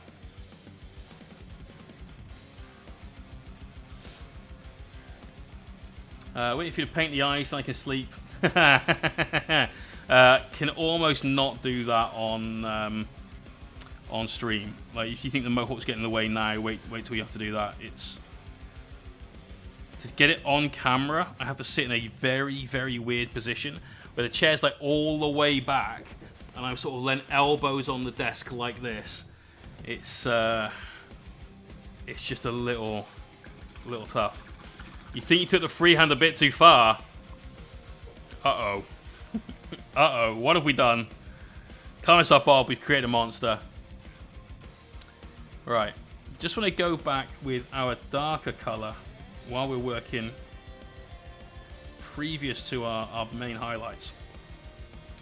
And just take this Aquila symbol at the top and enhance that a little more.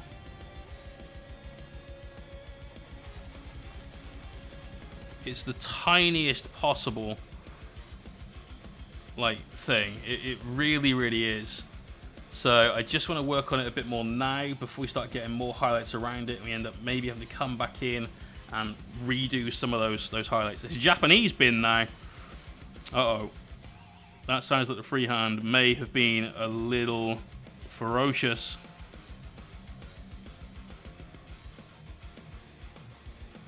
Okay, there we go. So that's just now a little bit more prominent. Inquisitorial symbol. It has death and fire. Oh my god. Right. More Kislev flesh going in the mix. So we're working to nearly complete Kislev flesh now. Again, keep it nice and thin. Just using water, no need for crazy glaze mediums and stuff. Water is fine. And then like we did on Calgar, we'll make sure we hit all of those high points. So let's start with the nose. Let's start with a nice highlight along the cheekbone.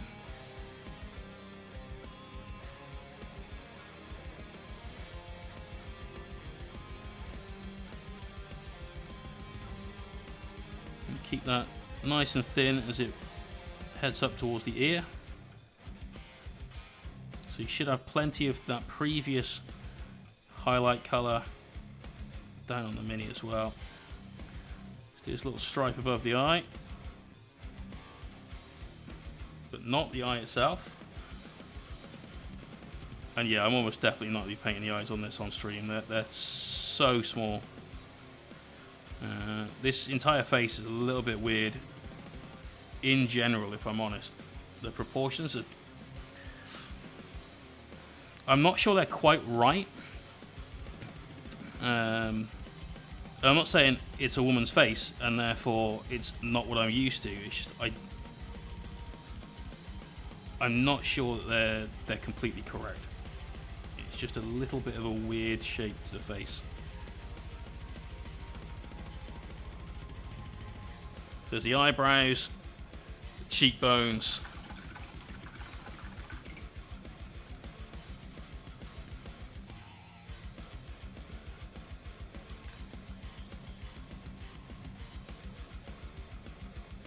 Thanks for advice and help. I'll tune in tomorrow. No, hey, no worries, dude. No stream tomorrow. Don't stream on Wednesdays, but we do stream on Thursdays, and we will be streaming on Sunday this week as well as Saturday, and every Saturday afterwards. So there you go, plenty to tune into. All right, let's get the ears, because again, GW sculpted real ears with even like that little flappy bit of cartilage that's on them. There's a real name for that, I'm sure. And somebody in the chat's probably had it pierced and knows what it is. So shout it out if you know it. Let's all learn something today. Macy! Tuesday, Thursday, Sundays, and from this week onwards, Saturdays, mate. We're streaming every Saturday from now on. During the daytime. Little daytime streams. When can we catch you streaming, Macy?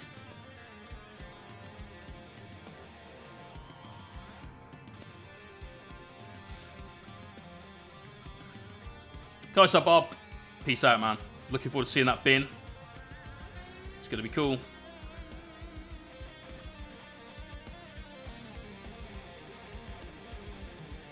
Tomorrow, awesome.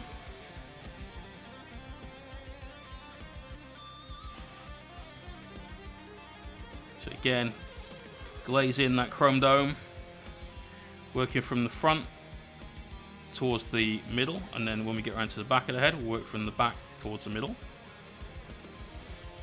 Making sure our brush strokes are all going in the right direction to leave that brightest point where we want it.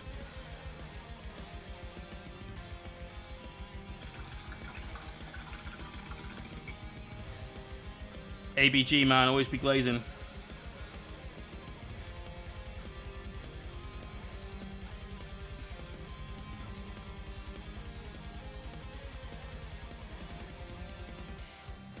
There you go. So, see we're getting a much more subtle flesh tone than we had on Calgar, where everything was very much exaggerated.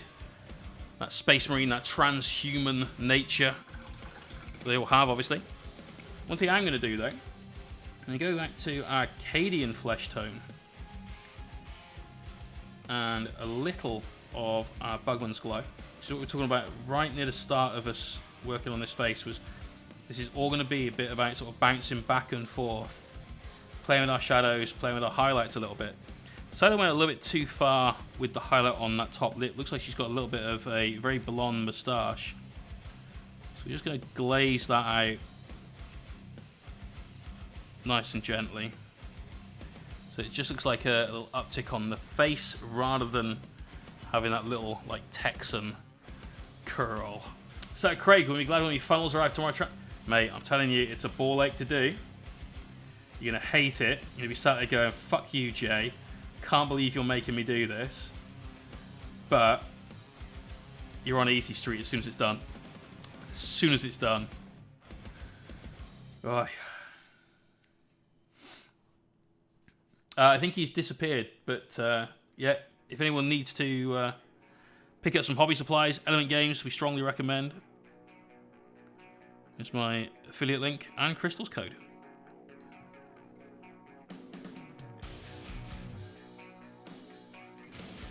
There we go. Right, let's go back to the highlights and work up from there. So we've got a Kislev flesh going down. Just going to work with just some straight up Kislev flesh right now, because we're about to start building in the brightest highlights. I just want to do one more coat with this on the top of her head before we start getting into the realms of adding in a sickly skin to this.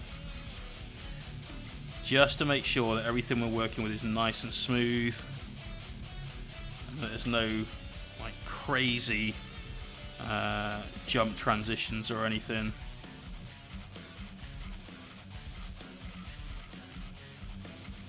Now here's where, if we wanted, we could be looking at adding in some stubble. So earlier on I was talking about heads being in like different bands of colour.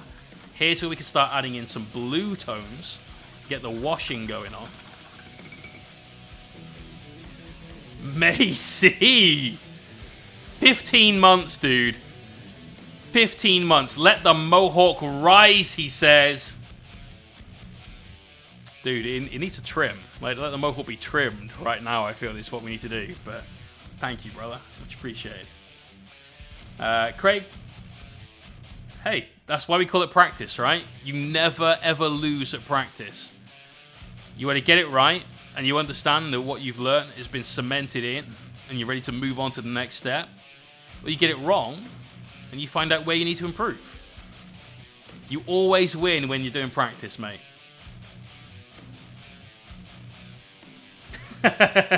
You love it, dude. You love it. Right, now let's start off with that sickly skin. And here's where our flesh tone is going to get really, really pulled out and sort of pushed up. So there's a massive change in this, which is why we're going to start off really, really thin. And like we did the first time we did a highlight, and work on that bold head of hers first. Tried the Apothecary White contrast paint. Not sure I'm a fan. I don't think that you should paint white with contrast ever.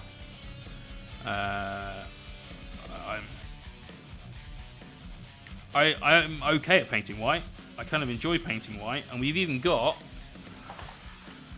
some white to be painting soon. Need to chop this guy into pieces and put him on this bike to have a Raven Wing Apothecary on bike.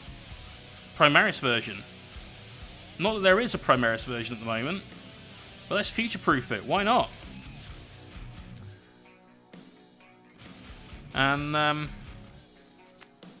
going to have loads of fun getting the airbrush out and airbrushing white all around the black that we'll be doing on that. It's going to be hilarious doing that. But I am very much dead set against contrast paints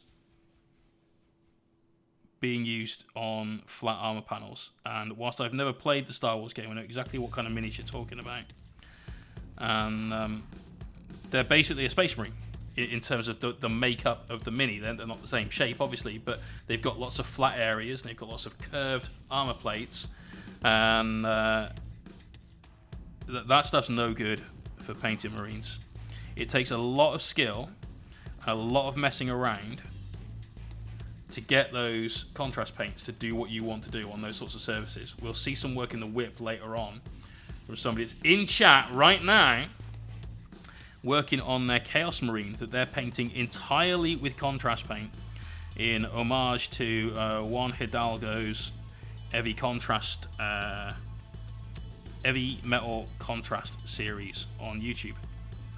And that's well worth a watch. And there's a guy that is absolutely at one with using contrast paints. And you ask, not entirely. Okay. Fair. So Gumbalina, you know, most of what you've done then is with contrast paint. And it's not been easy, I'd imagine, based on some of the things that you've said, to get your mini to the state that it is currently.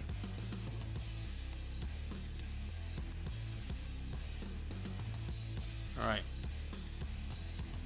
There we go. Now we're really getting some emphasis on that Imperial Aquila right there in the middle of the head. We're also getting those real nice bright highlights showing up as well. So there's all the contrast. You can see it. Yeah. Look at all that in her cheeks. It's all very soft. What we need to do now is just blend out the top part of that head again. So just like we did before, blend that down a little bit, glaze it in. It's too much of a step change. We were worried about that already, but we know how to fix it. So we go back to Arcadian Flesh Tone. Let's make a glaze of that again. Now we're not finished. We've nearly finished the flesh part of this, but we're not finished.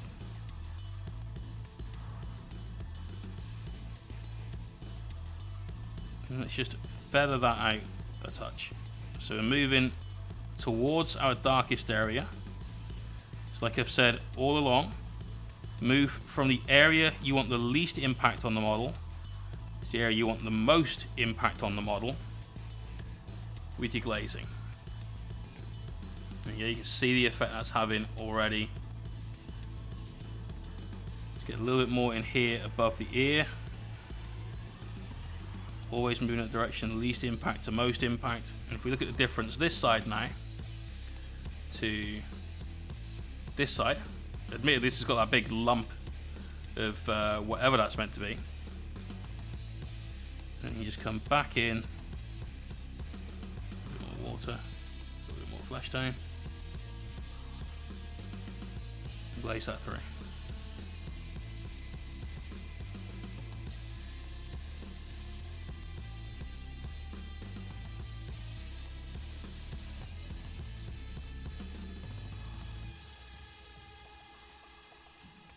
Like so, just building that separation up a touch. Much better.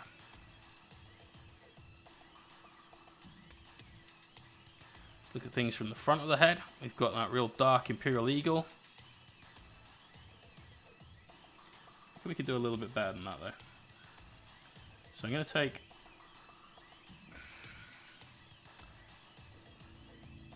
some Kislev, sorry, some Cadian and a little bit of Bugman's.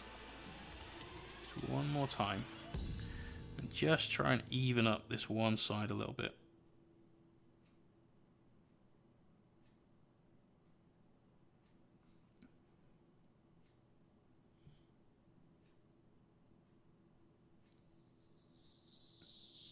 Sculpt on that one side. Wasn't quite as deep, I don't think. Okay. Cool. Right, now I'm going to go up a little higher. Just on the very top parts of the face. So right above that Aquila. Just tidy up that edge both sides. Just below it with these bits of her brow line. A little bit on the nose, a little bit on her ears,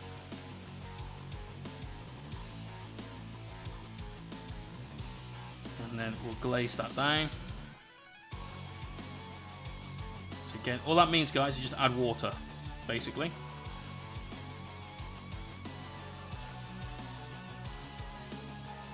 take this up.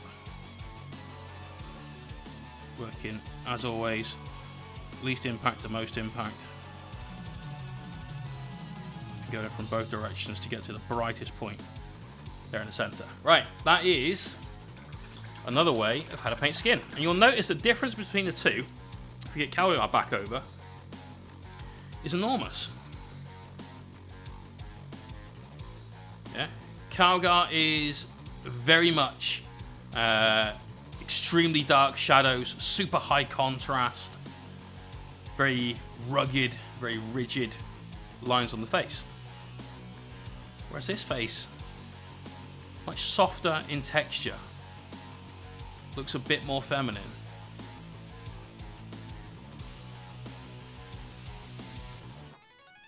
And if we get these two, see if we can get them right up close together.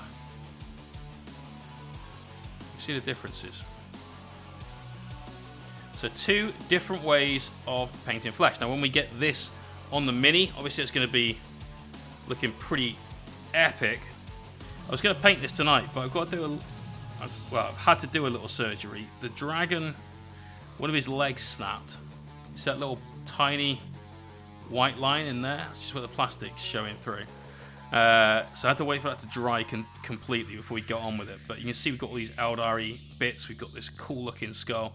The armor is kind of a black into a little bit of a sort of greenish hue. If we grab the box, here's what we've got. So you can see there's that little kind of not quite green, not quite blue.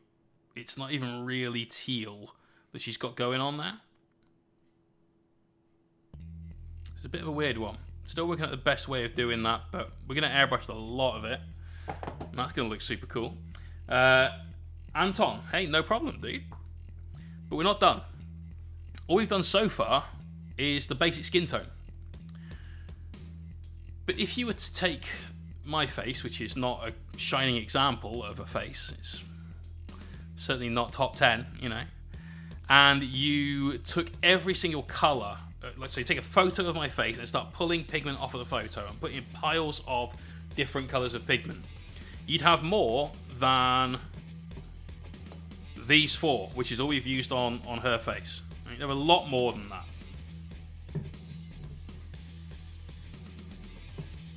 Dragon needs some Medicaid, yeah. You'd end up with a lot of red and pink here, a lot of purple under the eyes, and so on, right? That's what we're going to do now. So we've got these two colors, Nagaroth Night and Cador Red base. I'm going to use both of these on that face. Let's start off with Nagaroth Night.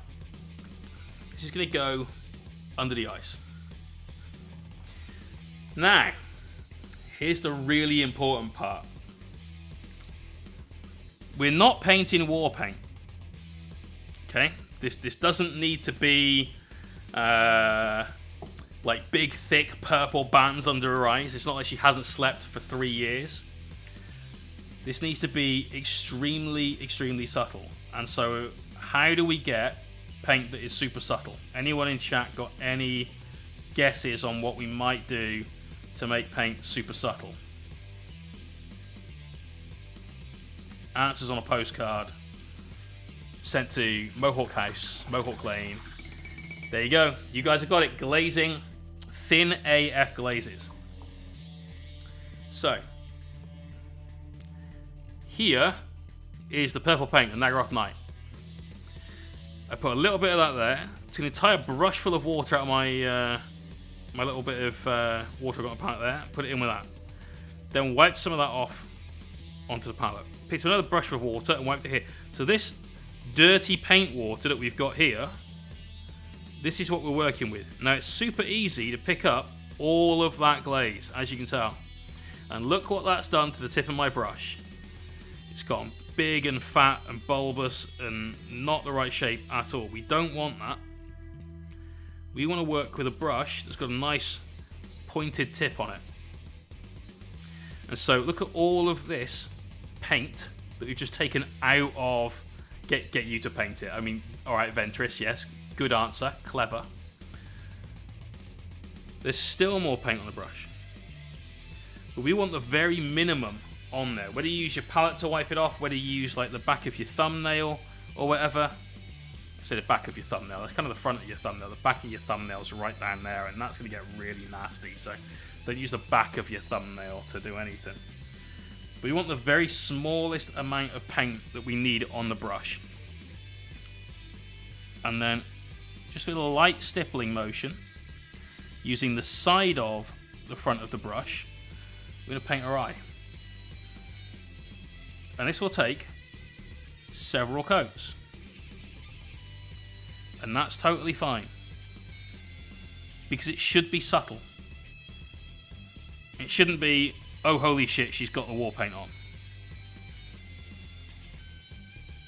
I'm sure we've all been to nightclubs or pubs where some of the local wildlife has had their eyes painted in similar fashions to this.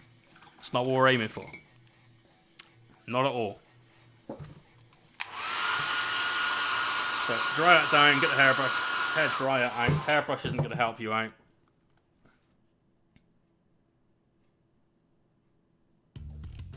And then go again.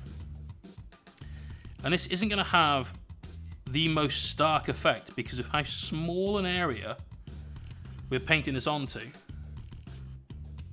and how thin we're going. But it's one of those things that's like garlic in a meal. You don't know it's not there. Sorry, you don't know it's there, but you know it's not there.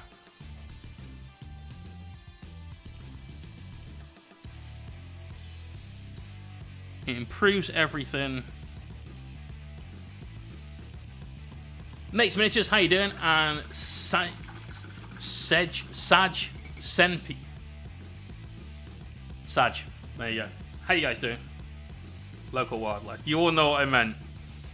Those of you who didn't know what I meant, you're too young.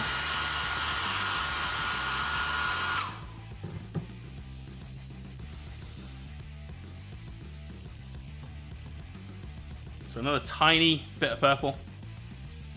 Tell me, Matthew, brilliant. Matthew, thank you. Was I even close with your nickname?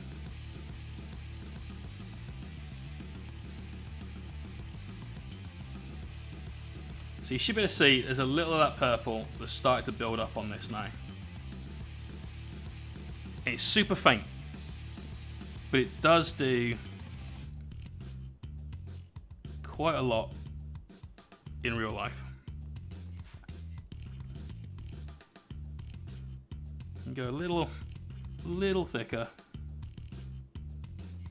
just down here between the eyes and the nose.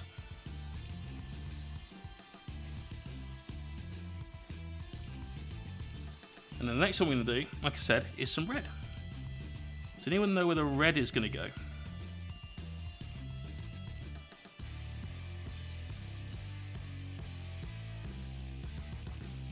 Anyone got any ideas on that one?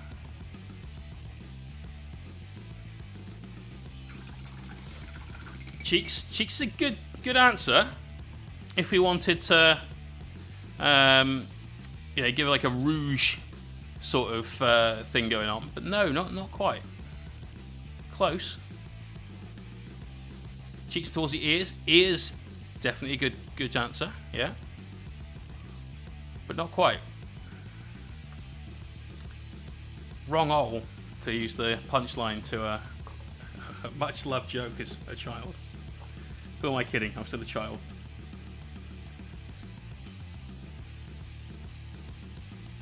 So again, super glazy. Really thin. Lips. She's not a whore, all right? So far we've gone with this, and we've got, nope. Eye area, nope. Got a pot noodle in you and doing a quick half out of painting table, brilliant.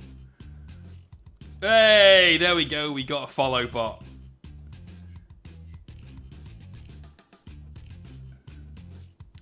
Okay. So nothing's correct just yet. It's this bit right at the edge of the nose.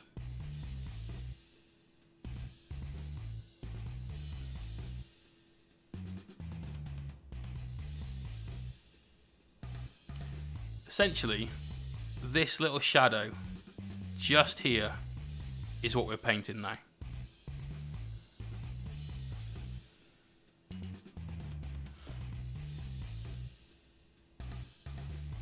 And it's super, super small. But again, it's another of those little things that you don't really notice if it's done there, but it just looks better when it has been.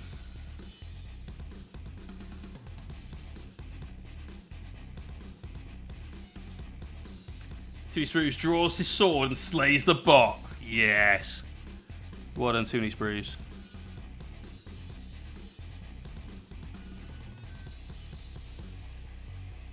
So yeah, it's just another one of those little things that you can do. Adding a little bit more modulation, a little bit more interest into a face. It's Name That Obscure Part of FaceTime with Jay. Absolutely. The little shadowy bit under the nose. There you go. And you guys were pretty right. Let's do a little in the ears as well.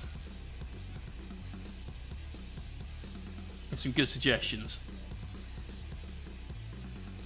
Craig, between cheeks and nose, brings colour to the face and makes a subtle focal point.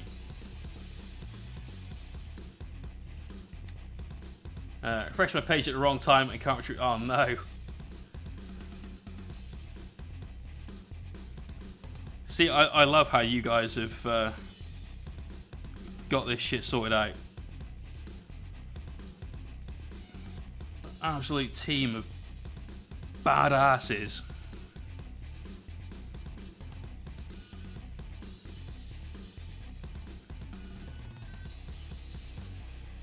I was busy dry brushing, so I missed it. Des, and your head mod as well. You can't admit to dry brushing. There you go, though. That is that face done. We've got the eyes to do, which, like I said, I'm not going to do on stream because, especially on this mini, they're fucking tiny. And I mean, like, they're small, and then there's that. But just for the sake of having that focal point, I'm just going to take some of the Catachan flesh that I've got on the palette and just drop that in where the eyeballs are. Just so there's that darker area there. These are absolutely crazily small.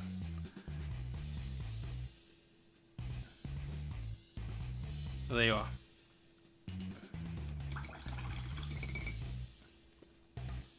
Cheers to its Bruce. Apocalypse, yeah. Oh my god, look at all of the fucking strange letters that they used to try and get that one through. That's madness. That is madness. But there you are, one face. And you can just see little bits of purple, little bits of red that we've put around the eye and the nose area. Just add that slightly more natural look to the face. If you're doing something, again, like Calgar, who's got those sort of big, bold lines to his face, like all Space Marines have got that very exaggerated transhuman look, you can do exactly the same thing on this. Just do it before you get to your, like, fourth highlight, because then you're just painting over it and it just stays in the recesses. Super smooth, super easy. Right, we have done everything I was going to do on the stream tonight, but we've got about another 25 to 30 minutes of stuff to do before we call it. It's not long enough to paint her armor, Kyria's armor. I'd rather leave that till next stream, which will be Thursday night, and get all the armor done in one go, rather than sort of stop-start on that. We could carry on with Calgar. I don't want to highlight gold on stream because it's super fucking boring. And let's be honest, we've done a lot of it recently, so you guys don't need to see that anymore. So I'm thinking we do some more freehand. So I need some ideas of what we can freehand on Calgar's Cape in the bottom corners of these white bits. Because we've got this nice flat area there that looks a bit boring from this side. So, fuck it, let's freehand. Why not? Crazy Yanked, peace out. Freehand a meep. No.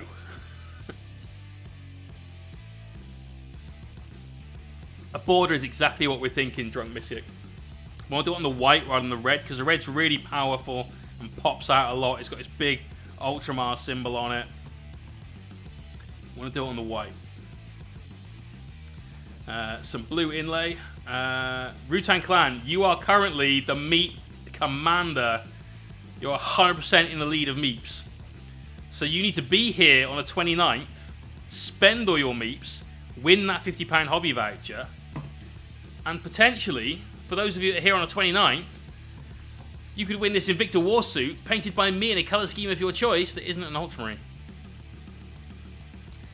The next Patreon vote for the second of the 3 prizes in that giveaway is going to go up probably tomorrow. Get all the data in by Sunday. Plenty of time for everyone there to get time to vote. And I can see 3 things right now from where I'm sat that are going on the vote. Wallpaper pattern along the bottom. Yeah. Of course, that's some good suggestions. Lord Gitface says, all the face info is super helpful as I've decided to push myself into a new Marine chapter with none of them having helmets. What? No helmets? Okay. Okay. So I learnt to paint faces when I did my Black Templars, because I had a similar kind of idea, right? And then I ran out of, basically, helmetless Marine heads that didn't all look the same, so I started having to put some helmets on. And the best thing about it was I painted all of their faces and then tattooed the Templar cross just underneath their eyes and to about sort of here and just about the sort of lip line. So the middle of the cross was about here on the nose and it just came out that way. The next thing I did, all the guys with helmets on had a white Templar cross painted on their black helmets. They looked fucking sick. I wish I still had that army because they were immense. And what are they called? The Sword Brethren, the veterans. The one with the twin lightning claws, he was a boss. Oh, so good. Right, come on guys. What are we going to paint as some freehand? We need some ideas for some freehand. Some good ideas for some freehand. Let me clarify that a little bit. What should we paint?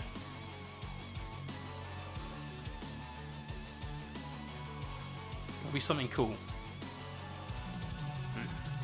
Laurels. Could do laurels. We did laurels recently? Did we do some? I'm sure we did. Little tiny ultramarine emblems. Coconut crab. Fuck off. Paint a space marine. Could do. Frozen! Oh, here we go. We're going to get all of the cool suggestions now. Well timed. All of you guys coming in from Chris's raid. How are you doing, Chris? I'm glad I got to stop by and say hello earlier on. That Necron Destroyer looking pretty tight. So, we're asking the chat right now for suggestions for some freehand to sit inside these edges of the white cape. This has got enough freehand on. I'm liking it. Very bold, very clean. We're good. Bob Bizzle, how you doing, brother? Smurf 0017, Wolf Child from the Laurels keep going up. Celtic Knot. Fuck me. Find me some pictures. Lightning bolts with a skull in the corner. Now that sounds cool. Lightning bolts and skulls.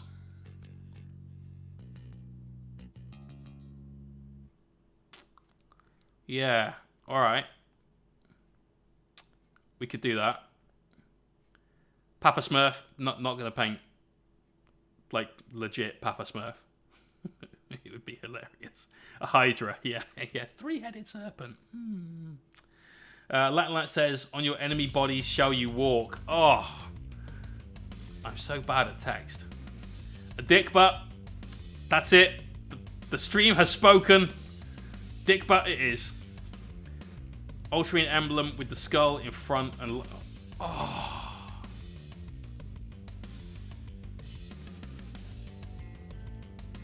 Can I convert that into it? No.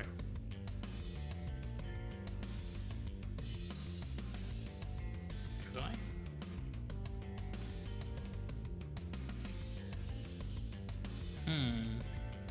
Do a small... That's a great suggestion. We could do like half of the Aquila coming out. Yeah. Yeah, I like that. I keep thinking about that skull now. No. No. Let's do the Aquila. Half of it, so like the eagle's head sort of coming up here, the wing coming up just to hide around the back in there, and then here you'd have the same thing, but most of it would be hidden, and if you come around here just to bring out the wings and so on. Right, fuck it, let's do it. We've got not that long. Surface. Gonna keep it small, and we'll do it gold. And we'll do it actual gold, not non-metallic gold, because we don't have time for that. But let's start off with Viking gold. Yeah. What symbol would this guy's hide on the inside of his cape? Maybe a sigil from the Dark Angels, and who's a secret fan of? Could be. Still thinking the best one is the Alpha Omega signs. Chris, I know you love this guy. He's still one of the best metal sculpts that GW did. So is.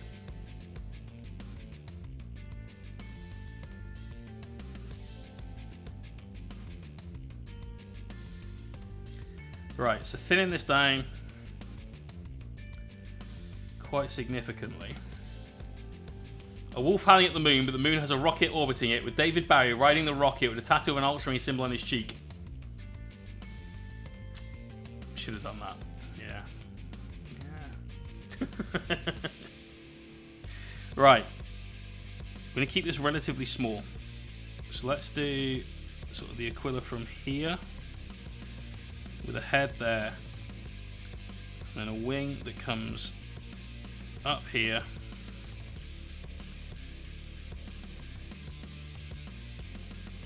And straight out. So that's where we're aiming for our wing. The head's going to come up no higher than the wing. Very pointed face. And then I'm using this as reference because it looks like a pigeon, and therefore if we end up with it accidentally looking like a pigeon, well, it's because of this particular thing. Drunk Mystic, where was that suggestion 5 minutes ago? Ah, that's such a cool suggestion. Right, they've all got that super tiny waist and then the flared out lower bit. So we do that for the tail, and then that's kind of the body. So we know that's all going to be gold. And how many feathers does the Aquila have? Like, that's no good. That's a bit of a bad one.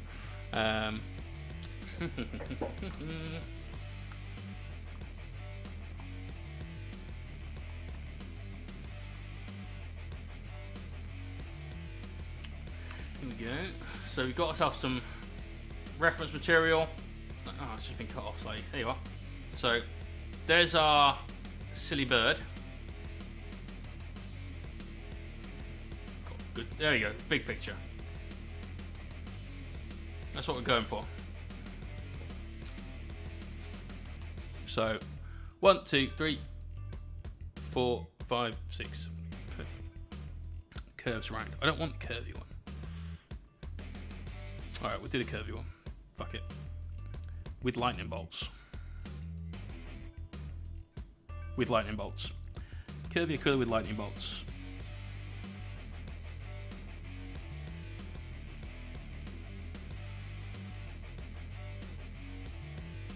Two, 3, 4, 5, 6, 7. So just a little dotted line around the edge there. That's where we're going to put the ends of our wings. We just sort of marked out the path that we're going to follow. And they come in kind of short, actually. Might make them longer. We'll see what it's like in a second once we've locked in our wing shapes. These, we'll call them feathers, despite that not being what they are. It's all very stylized, obviously.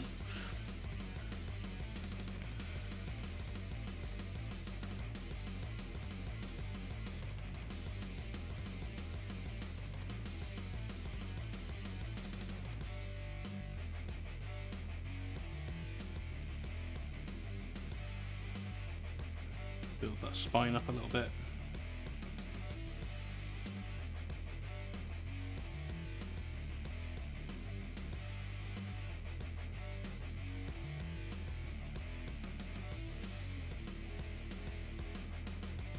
So who else is looking forward to me and Chris streaming for your viewing pleasure from 11 o'clock till 7 o'clock on Saturday? Because I am. What a terrible day. I mean, I have to hang out with a mate all day. Oh, I haven't done that since the start of lockdown. I don't even know what to do. I don't know what to say.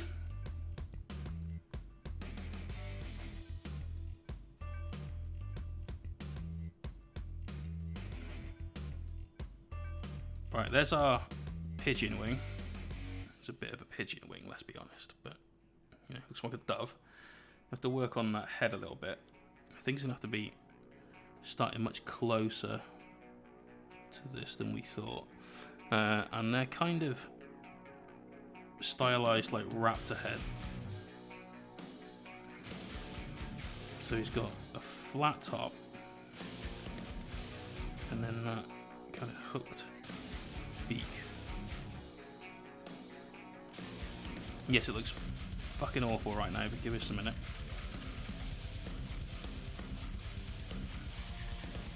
Lock that in.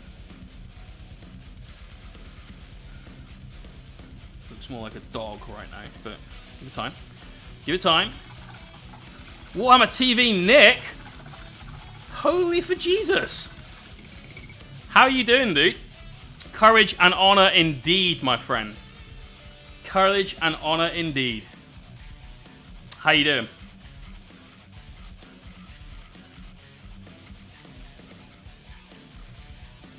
Decided that right at the end of the stream, we're just going to paint what's potentially a bad idea of just some freehand chucked in here. Why not? Ugluck666, thank you for the follow and welcome.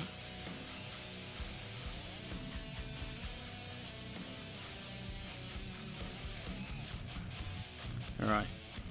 So first things first, this needs to be thicker and curl in there. Peroth84, thanks for the follow and welcome again.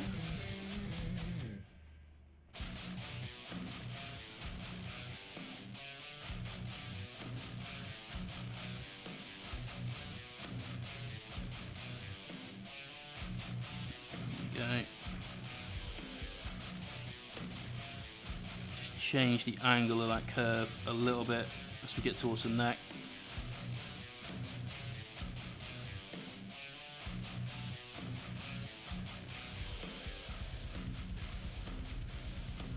Brad and Twitch, Fanny Painters Classic. Mate, this was donated to the stream because somebody said, what's the like the one old school GW miniature you always wanted to paint but never got the chance to? And the boss man himself was clearly a strong contender. This is for me, this is the peak of GW and their metal minis was here, right here. Absolutely love the guy. One of the only minis to ever win the 40k single miniature best painted Golden Demon award that was not converted. Just painted very well and put up. Just, oh. That's right, giving it some KFC. 500 Worlds, clearly catered by the Colonel.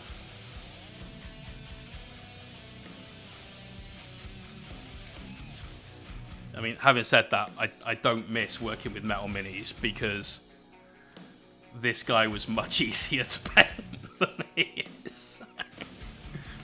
give me the plastic, man, all the time. This, super fun. Really enjoyed it. Looking like an utter boss. Calgar, looking like a boss. Weighing a ton and a half. You know, he's been interesting. Painting metal again.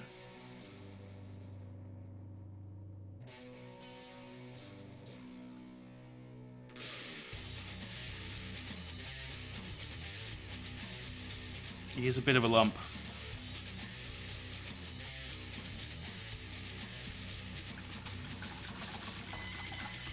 Right. Still not really happy with that wing. Part of it is the shape. I want it to just come back out to a bit more of a point here for a start. That'll help sort of sell an accentuated curve a little bit. But the overall shape of the wing isn't really what I wanted. So the way to fix that, I think, will be to thicken some of the feathers. So there's less white space in between them. So we're going to start. Painted by Joe Tomaszewski at Golden Demon. Yes. Did he really? Good God. Good job on them, man. But I remember seeing that in White Dwarf and being in love with that entry. And just thinking at the time, this is the pinnacle of painting. No one's going to get past that. And obviously look at where we are now. You know, everything evolves and gradually improves and so on. But you can tell him from me that entry was a massive inspiration.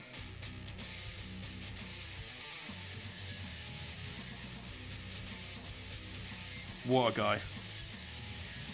Between him and Mike McVeigh's Green Knight. Crazy. Crazy. This is really hard to do upside down because of the light shining off the gold.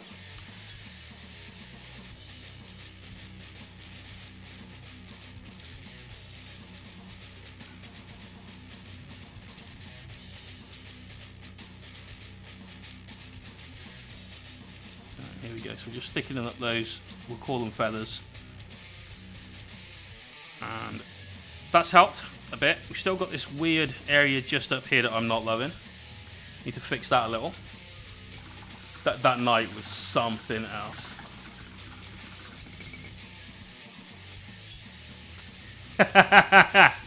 There's Jaeger fishing for it. Oh mate, Mike, he's one of my hobby heroes. Like he was very focused on painting. And there were reasons for it I won't go into on stream.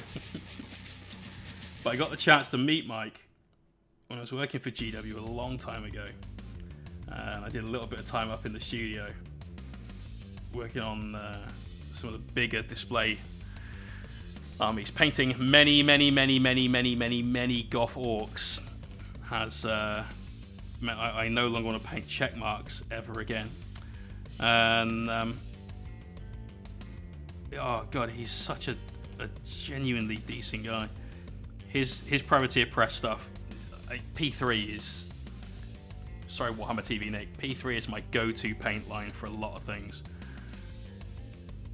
And they've obviously done a very good job using his experience as a painter to come up with them. Peckish! How you doing, brother? Yes, that custom Land Raider, that was sick. All the marble on the sides as well, I remember that.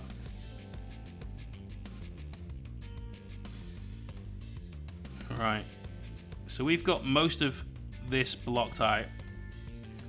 What I'm going to do now, though, is we're going to do a lightning bolt at the bottom, and then we're going to try and fix this head. Looks a little bit like a dog's head right now. Less like a bird, more like a Doberman.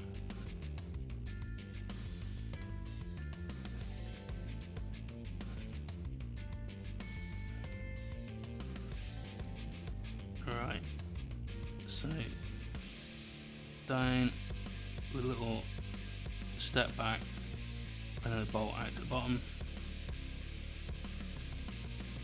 down, step back, bolt.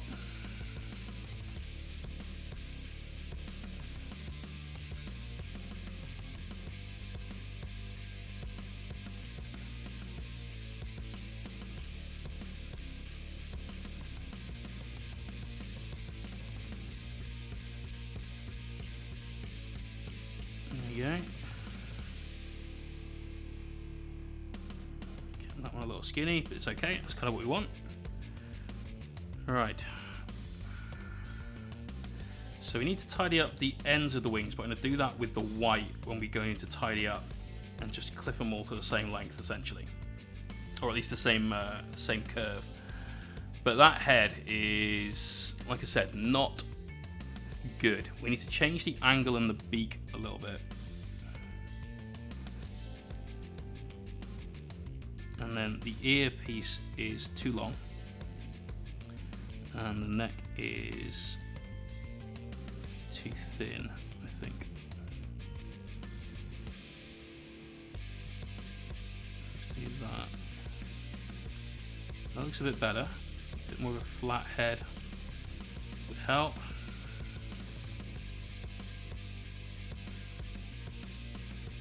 Weirdly, the Aquila, symbol of a bird, not known for looking aerodynamic.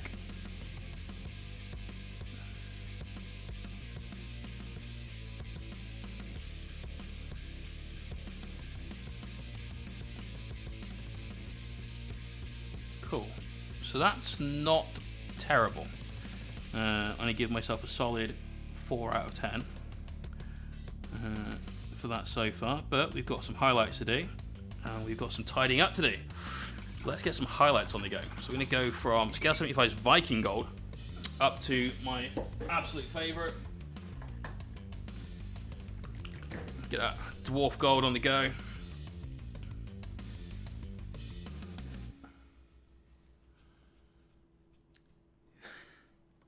Jager getting some White Dwarf trade-ins for some plastic crack. Peckish, they're brilliant. They're stunning.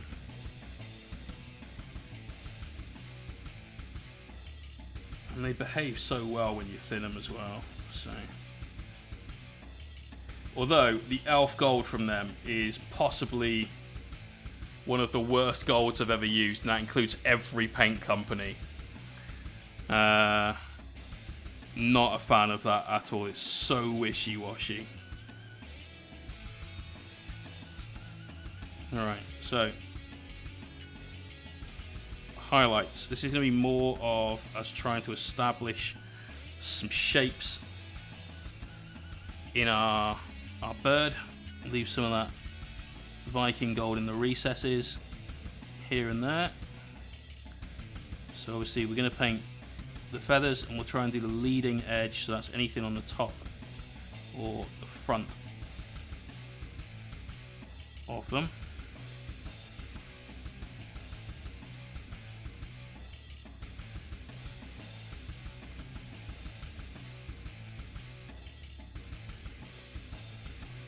Using their golds on my Lord Discordant. Nice. Gotta love that Disco Lord. Beautiful model. One of my most hated things on the tabletop. But they're not so good now.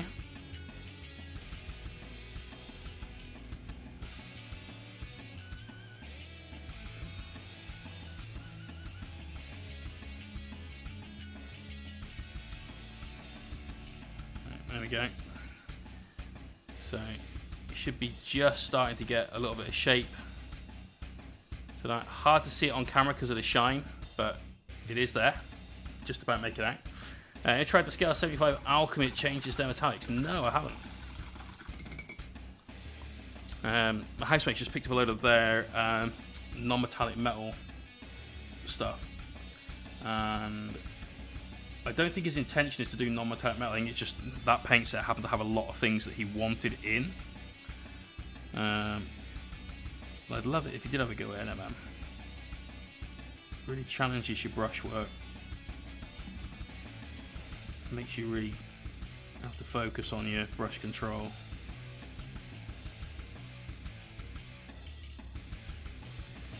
Alright. So, first highlight down.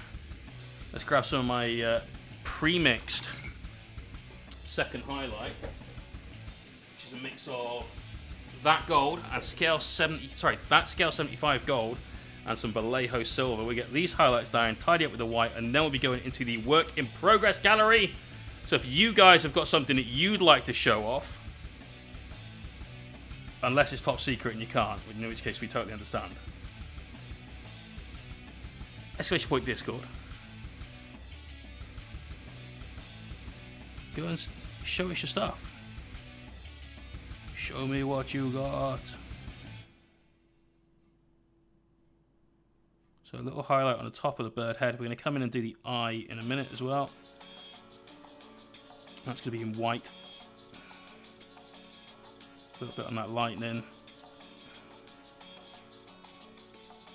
Just a few touches of this highlight towards the edge. Don't want to go too much with this because obviously it's a mixture of gold and silver. Silver is basically metallic light grey in this case. And we're putting this on next to white, which is just light grey. We don't want it to bleed in. We still want to retain our shape as much as possible, and so we need the contrast, but we also need these highlights. So being super careful with this, hopefully not getting too much mohawk in the camera.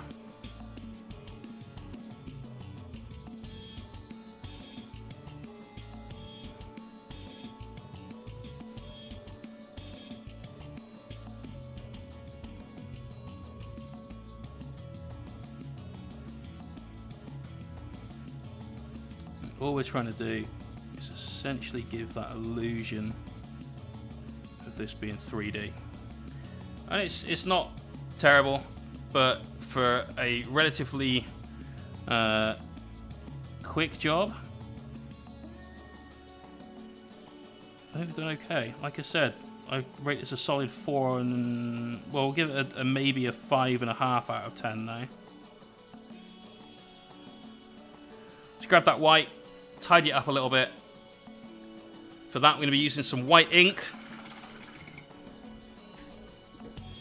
So just regular artist's ink, acrylic ink from Dalarani. This stuff doesn't really work on wet palettes very well, so just put down a tiny amount.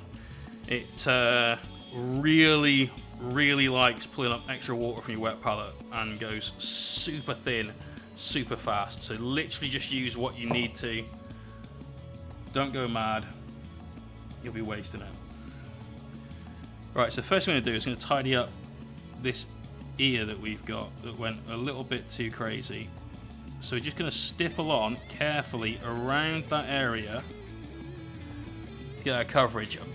Battle Chode, thank you for the follow and welcome.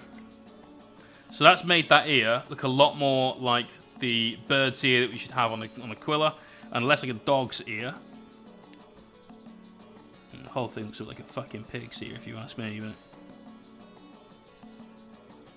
again, careful stippling motions. Get the eye of the bird on there. And then we want to do these feathers around the outside here. So the first thing we need to do is just come in and get a bit more separation on this top one. So careful, very light brush pressure. Just bring that white in. And then we can tidy up the length of all of these. Just get them on a nice smooth arc. So with that white, just bring it down.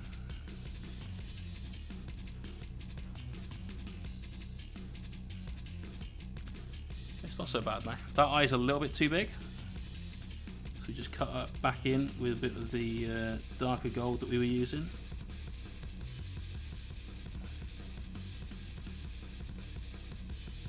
And this kind of sums up everything we've done this evening, is that we talked about being in a position where we can go back and forth quite a lot with what we're doing. There's no reason why you can't take a step back and just... The bird looking right is usually blind on the Aquila. Yeah, but this one's looking right, but, you know, towards the left bird, which is going to be looking back, and, you know, they're just going to look at each other.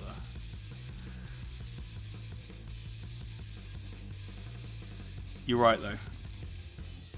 We'll unpaint the eye. And there you go. That's why I did it, just to prove that back and forward, you know, never too late thing that we've been working on all evening. See, I set you up, Crown Blade, and then you helped me out right there at the end to make my point. That's fucking teamwork. What's the bet I get copyright struck for that?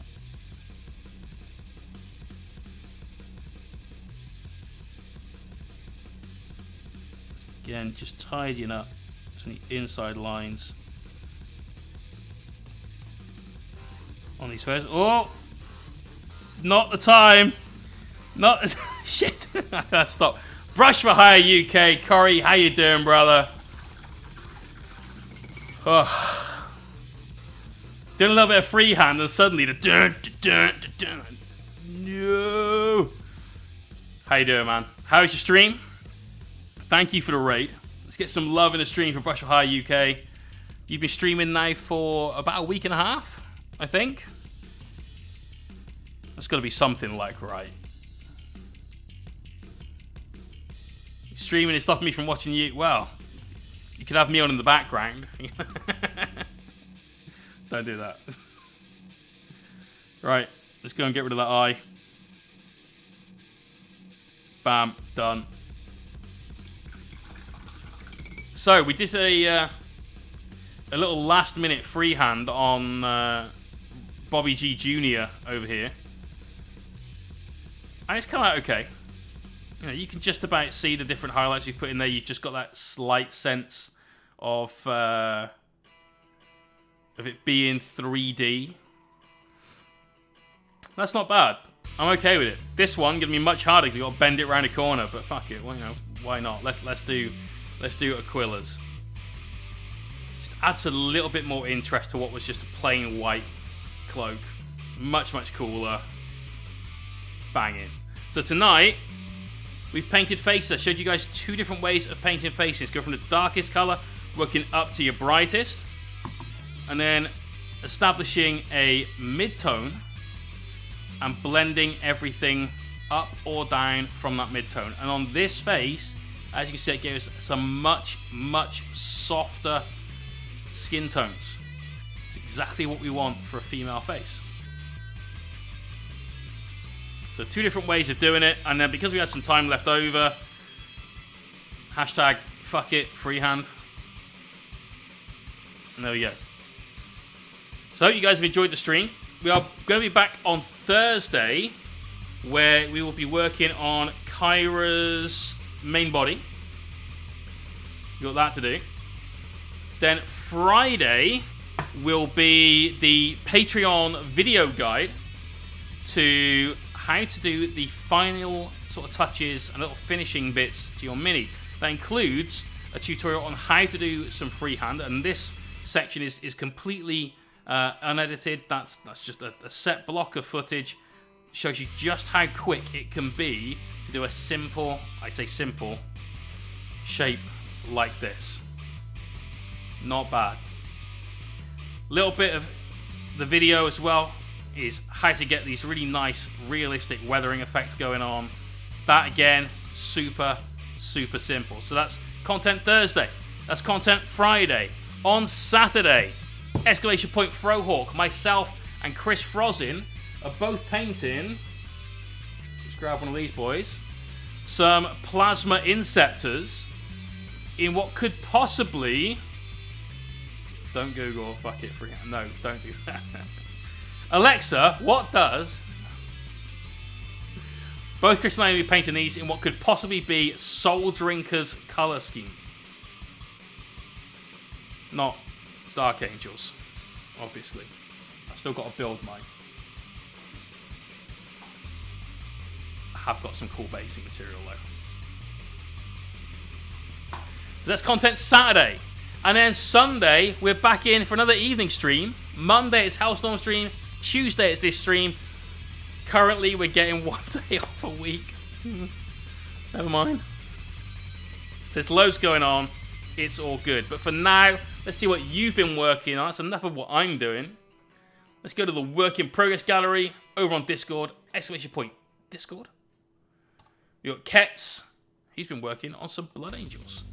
He says, need to pin his arm and do the base, but he almost done. It's good, man. It is good. I think we talked about this before and getting some extra contrast down, which it looks like you've done. But now I think you could do is just getting some more highlights on the shield. So you've got your contrast in there, in those recesses. Now come back in and just hit the top lines of that shield with a little ping highlight to really pop it out. But this is looking good, dude. Much better than your previous one. You've clearly enjoyed going that extra mile on that. Thunderhammer's looking good as well. Going to get into that gold with a little bit of a wash. Just again, up the contrast, darken down those areas so you got some more high and low values in there. Admiral Ryder. Hey Mohawk, could you give us a brief video tour of your workstation at some point? The lighting looks awesome. This is kind of it. I've got a couple of panel lights on arms. And I've got the fanciest fairy lights in all existence, clearly. And right now it's a fucking horrible mess. But sure, we can do. Currently working on finding a workstation of my own. There's a company in Poland called Hobby Zone that sells modular workstations, things like that, and other ideas. I've got this system from Element Games, which is like these stacking paint shelves.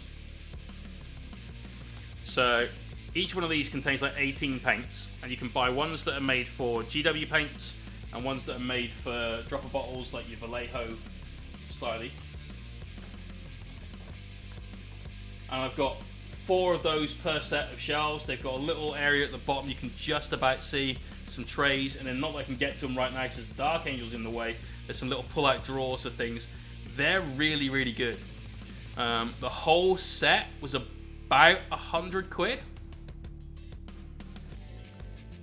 I think it's all MDF. It's pretty solidly put together. All I've done is I've got some double-sided sticky tape, some really good stuff.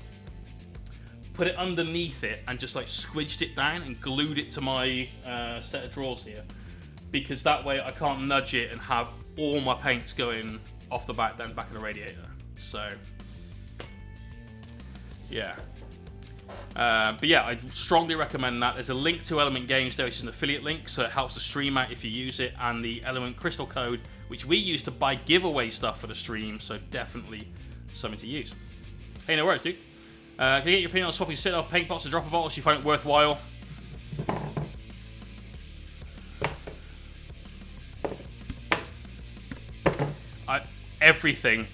Everything is in a dropper bottle apart from that pot of paint, which is a red that I probably won't ever use. Dropper bottles for days. You have to do it. GW, if you're listening,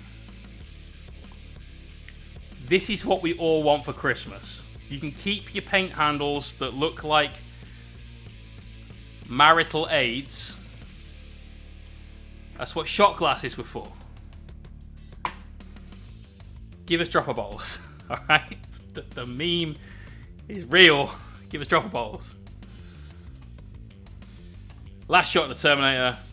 He's looking badass, man. Obviously, as soon as you get that base done, everything will just sort of coalesce into being around him. You could go a little bit brighter on the blue in those eyes as well. Really make them stand out. They're staring into your soul. So good. Nice work though, man. Keep it up. Chris gave me a link to his Instagram. Because it's Chris, and only because it's Chris, we'll click it.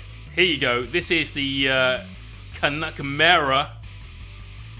It's a Chimera, but the Canadian version. And as you can see, it's fucking weird. We've got all manner of beasties, including the moose, the beaver, I believe, and the goose. It's crazy. Everyone, go give Chris a follow. That is horrible. I mean, it's painted well, but it's horrible. Yeah, it is a beaver. I love the purple. Right up to that bright pink. Fucking goose can just get. I hate geese. That's nice. That's my favourite part of the Mini. That little water effect you've got going on there, that's quite special. Lots of little lines of paint underneath. A little bit of some realistic water effects on top.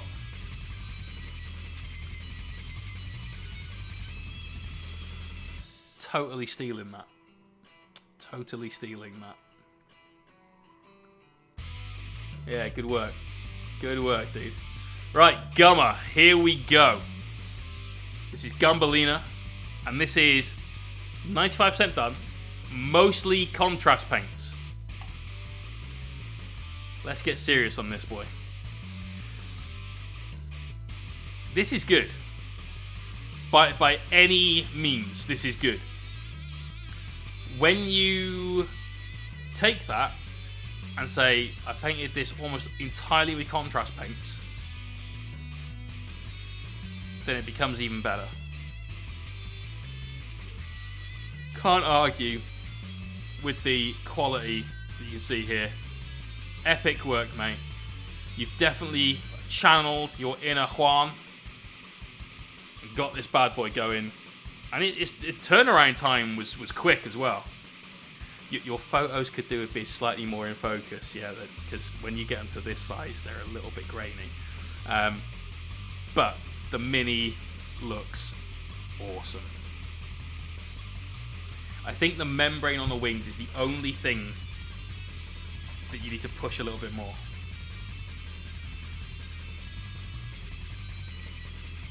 I can see there's some modulation in there. You've got those like darker tones towards the sort of the V as they come in on the spines. I don't necessarily know what I'd suggest to sort of push a little bit further.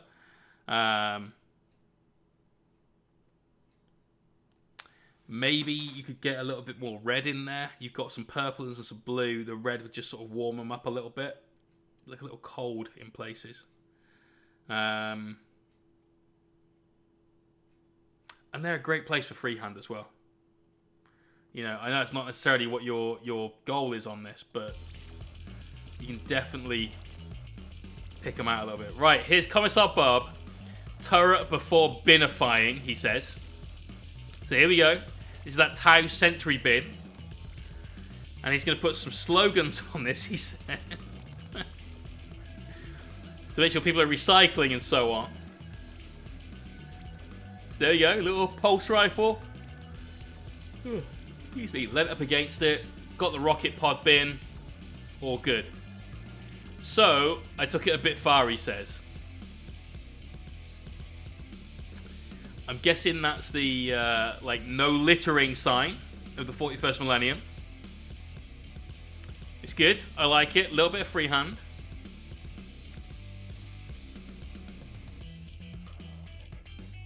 So there it is there on the side.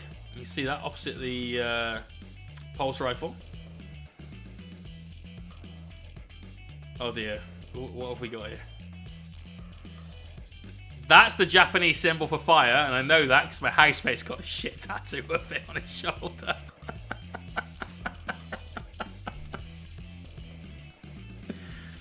Oh, God. Mistakes were made.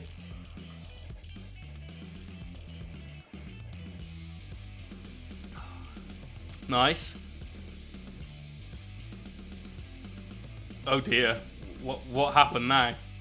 Do not litter. There you go. The town have spoken. No spitting your chewing gum out. No throwing away that crisp packet. Unless it's in the bin. Nice. Well done, dude. It is the town missile bin, and will always be happy days. Happy days. Well done, dude. Right, Ventress. Just some side project whip. Ignore painting, please. Haven't started that yet. Rogue dudes are just for fun. Possible kill team. Axe hammer wielding dude has swappable right hand weapon. Okay, cool. So you've got some Templars by the looks of it. That hammer is gigantic to hold in one hand. Is that the Death Watch, like, two-handed jobby?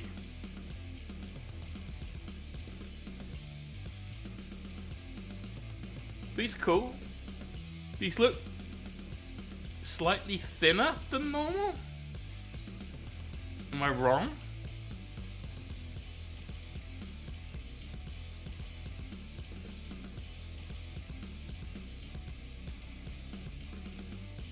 Trying to work out quite what I'm looking at here, whether this is something that's been printed, sculpted.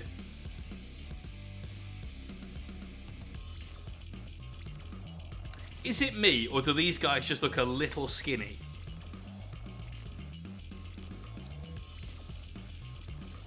I'm trying to work out if I'm just tired and my eyes are playing tricks.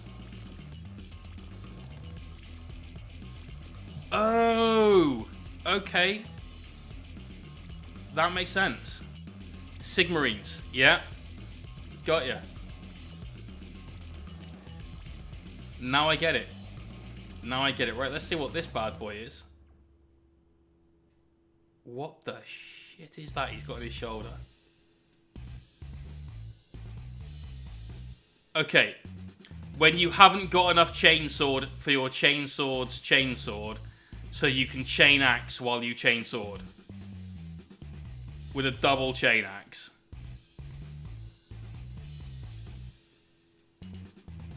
That's interesting. I like the conversion though. Nice little bit of a swap of stuff with the Judicia, making sure you've got a little extra like movement out of it. I like the wings on it. Yeah, solid, dude.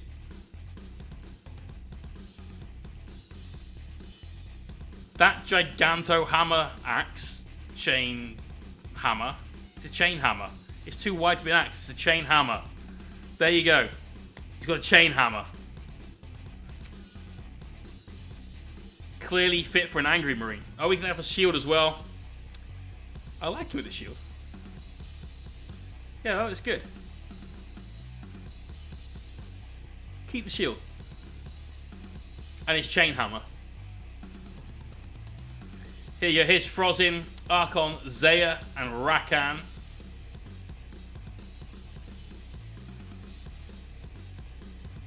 Loving it. Loads of motion in these. Very cool, as always, Chris. You need to paint them now. You need to paint them. And seeing as you're converting stuff, I feel that the Archon having a mohawk would be perfect. Definitely.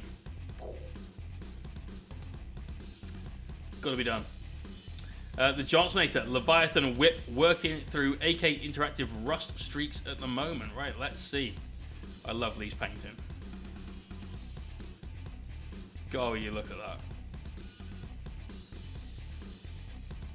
Ah, so good, dude. The blue is incredible. I love that bright but vibrant blue that you work up to. Super, super goodly.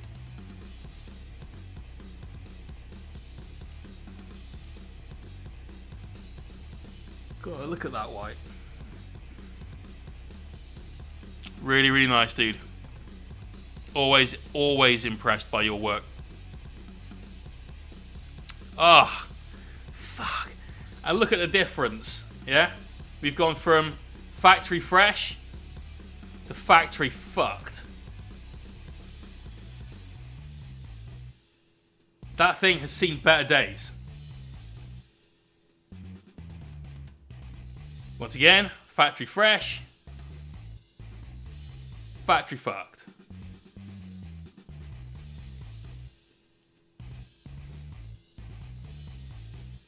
Very, very nice. It's got to be, man. It's still on the assembly line. The factory's done this. You know. Great job, dude. Absolutely great job. You take weathering to an extreme in every single one of your miniatures. But it's never over the top. Like, it never looks like it's too much. You find this perfect point of balance every time. And it stuns the shit out of me. It really, really does. Very impressive. Very, very impressive, mate. I mean it. Right, Danny, tough act to follow this, but mix myself some gypsy blue for my crons. Gonna get that apocalypse cancelling feeling soon. Nice. Hey, yes you did, dude. So, for those who don't get the reference, when the Indomitus box came out, I painted up the Judicia and the Scorpec Lord from that box. And the Scorpec Lord we painted in the colour scheme of Gypsy Danger. And I loved it. I had a great time painting that. Danny's taking that colour scheme and making it his own for his own crons. Can't wait to see the army painted up, mate. Rev. No way. No way. Oh, God, I remember standing on one of these and nearly thinking it'd be less painful to have my foot cut off. That little plastic hat ended up inside my foot. These models were the second edition, 1992 Gretchen that came in a 40k box set. You had these guys, and you had Orc Warriors that had an axe in one hand, and a little pistol thing in the other. Oh god, hang on. Baka Neko-san. Thank you for that raid, dude. Welcome to the stream. How you doing? We're just doing the community work in progress gallery. And look at this beautiful little grot in purple and green. Love it, Rev. Absolutely love it. Talk about some old school cool. And what an epic job on that purple as well, man.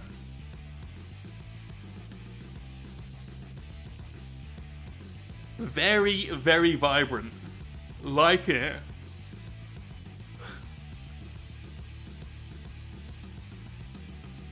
Is that the... Yes, it was. Look at that. That was my Scorpec Lord. The Gypsy Danger Cron.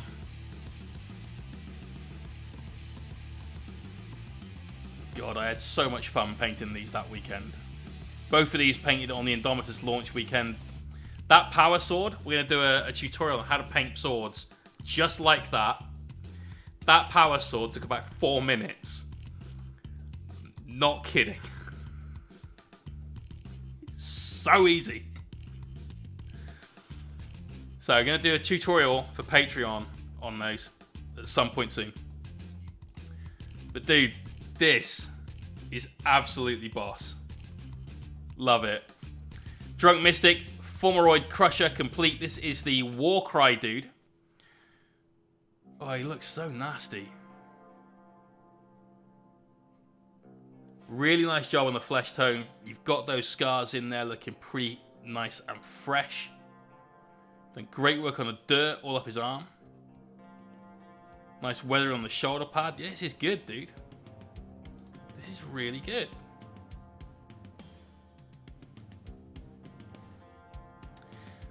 I'm not entirely certain of his hair, his mane.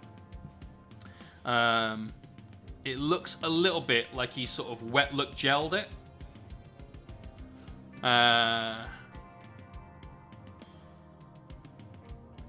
Kets, Friday's tutorial.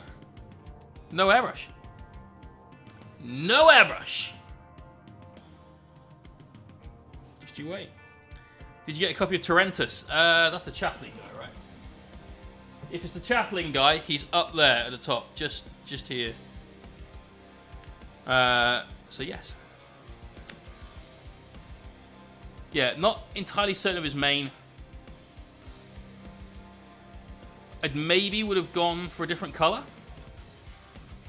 Contrasts well on the back, actually. It just looks a bit darker there than it does towards the front. And at the front, it sort of blends in a little bit more.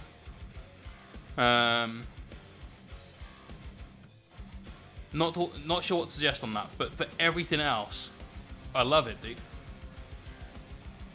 Even the bass. That bass, you've put a lot of work into. You know, you've picked out all of those little bricks that you stood on. Built that little well for the water in there. Super good. One of the most consistently good stream music players I've heard in the world. Cheers, dude. This is all royalty-free music. I spent hours searching for this. And I actually genuinely listen to this on just like random days. I just put it on in the background. It's really good. Peckish, very early whip. This is cool. Is this a Hero Forge thing?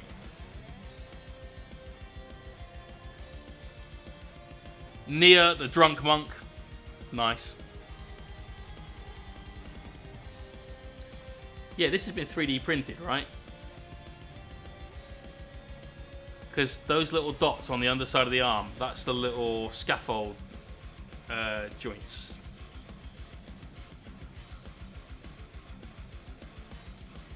I got mine from Element 2D Sprues. I was told I'd get it in December. I went, oh, fuck.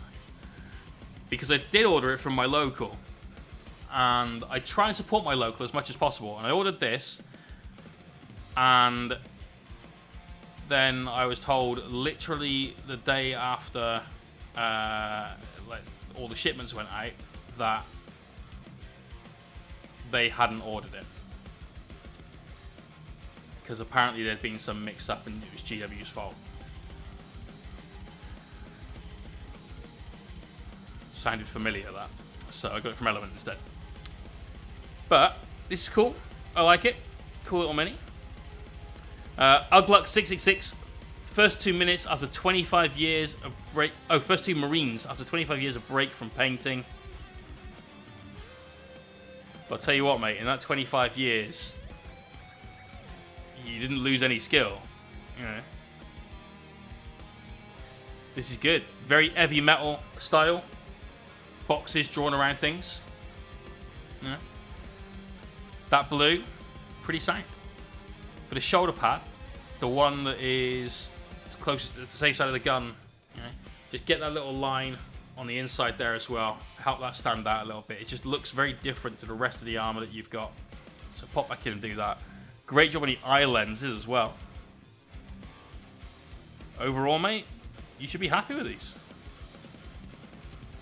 Your battle damage could be a little thinner, but First Marine's back.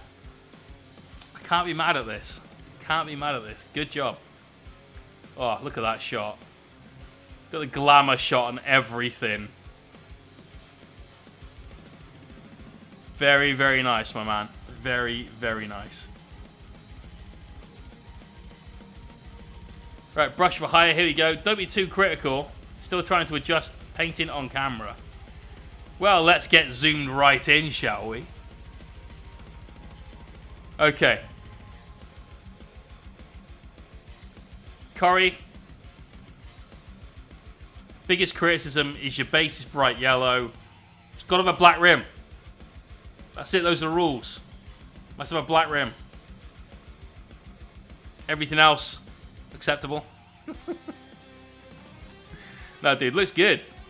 Looks good. It's one of my favorite sister sculpts because the face looks a little bit messed up. Looks like she's taken a bit of a pounding at some point and not come off in a 100% like way. And that's why it's sort of hidden with the cowl. It's very moody, very evocative. I like it a lot. Nice, dude. Keep it up. Keep going. See lots of brush blends that you've been doing here. Anyway, you can check out Corey's stream. How many do you do a week? What's your schedule, Corey? Pop it in the chat. The Hawks that are in the house, Danny. How you doing, dude? Oh, I'm getting the host on. We're about to close down the stream, but I appreciate those hosts all the time. They help out streamers like you wouldn't believe. So tonight, we did some more work on Calgar. We painted his face. We painted Kyria's face. 2 different ways of painting faces. And then we had 20 minutes left, so we just threw out some casual, somewhat dog-looking bird freehand, lightning bolt legs, Aquila. Got another one to do this side as well. And then that's kind of Calgar done. We've got some gold highlights to do. We've got the base to do. The next stream, which is Thursday night, will be us working on the body of Kyria. So we've got a load of airbrush work to do on here. We're going to do a sort of black to green. So not black blue like you've seen with the Chaplain on bike and so on, but black to green for that. Really give her something that looks very unique, very alien. We can get started on that. Remember, guys, on the 29th of the month, it's the last stream of the month. Exclamation point win, where you could win a £50 hobby voucher to Hobby Stockist of your choice.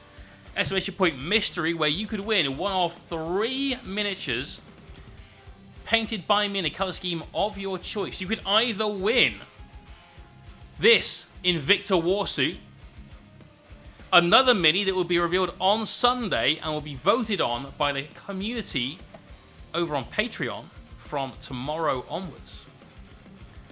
Or the contents of the mystery box. The box could contain pretty much anything. We've got a long list of stuff behind me. Some of it's somewhat December giveaway themed, obviously. You know, there's some cool stuff in here. One of those minis is going to be given away, or this is going to be given away, or tune in on Sunday to find out what else could be given away. As last month, not only will 1 subscriber win, 1 Patreon video viewer or above will win as well. So 2 chances to win if you are a Patreon supporter. And if you are a Patreon supporter, like I said, you can vote for the next mini to go in the giveaway. On Friday, the Patreon video for how to do some pretty basic freehand and how to just give this nice weathered finishing touch to your miniatures to really tie them into the base, lock everything in so you've got a cohesive scene and story to what's going on. That will go up.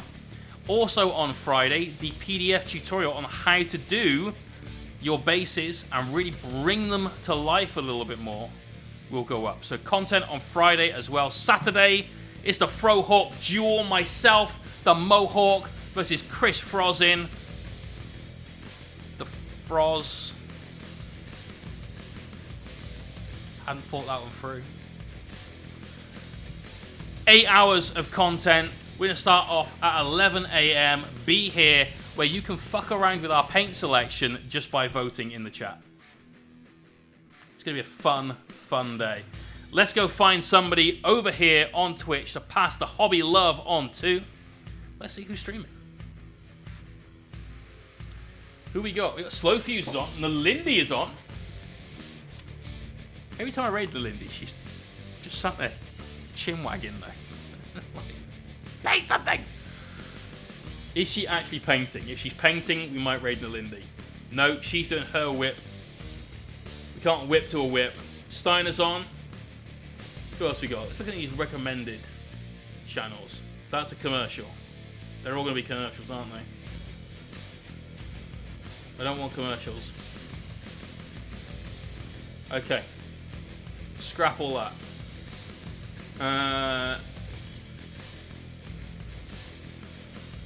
I think we're going to go and raid Slow Fuse. So thanks to everyone that tuned in tonight. We will see you very soon.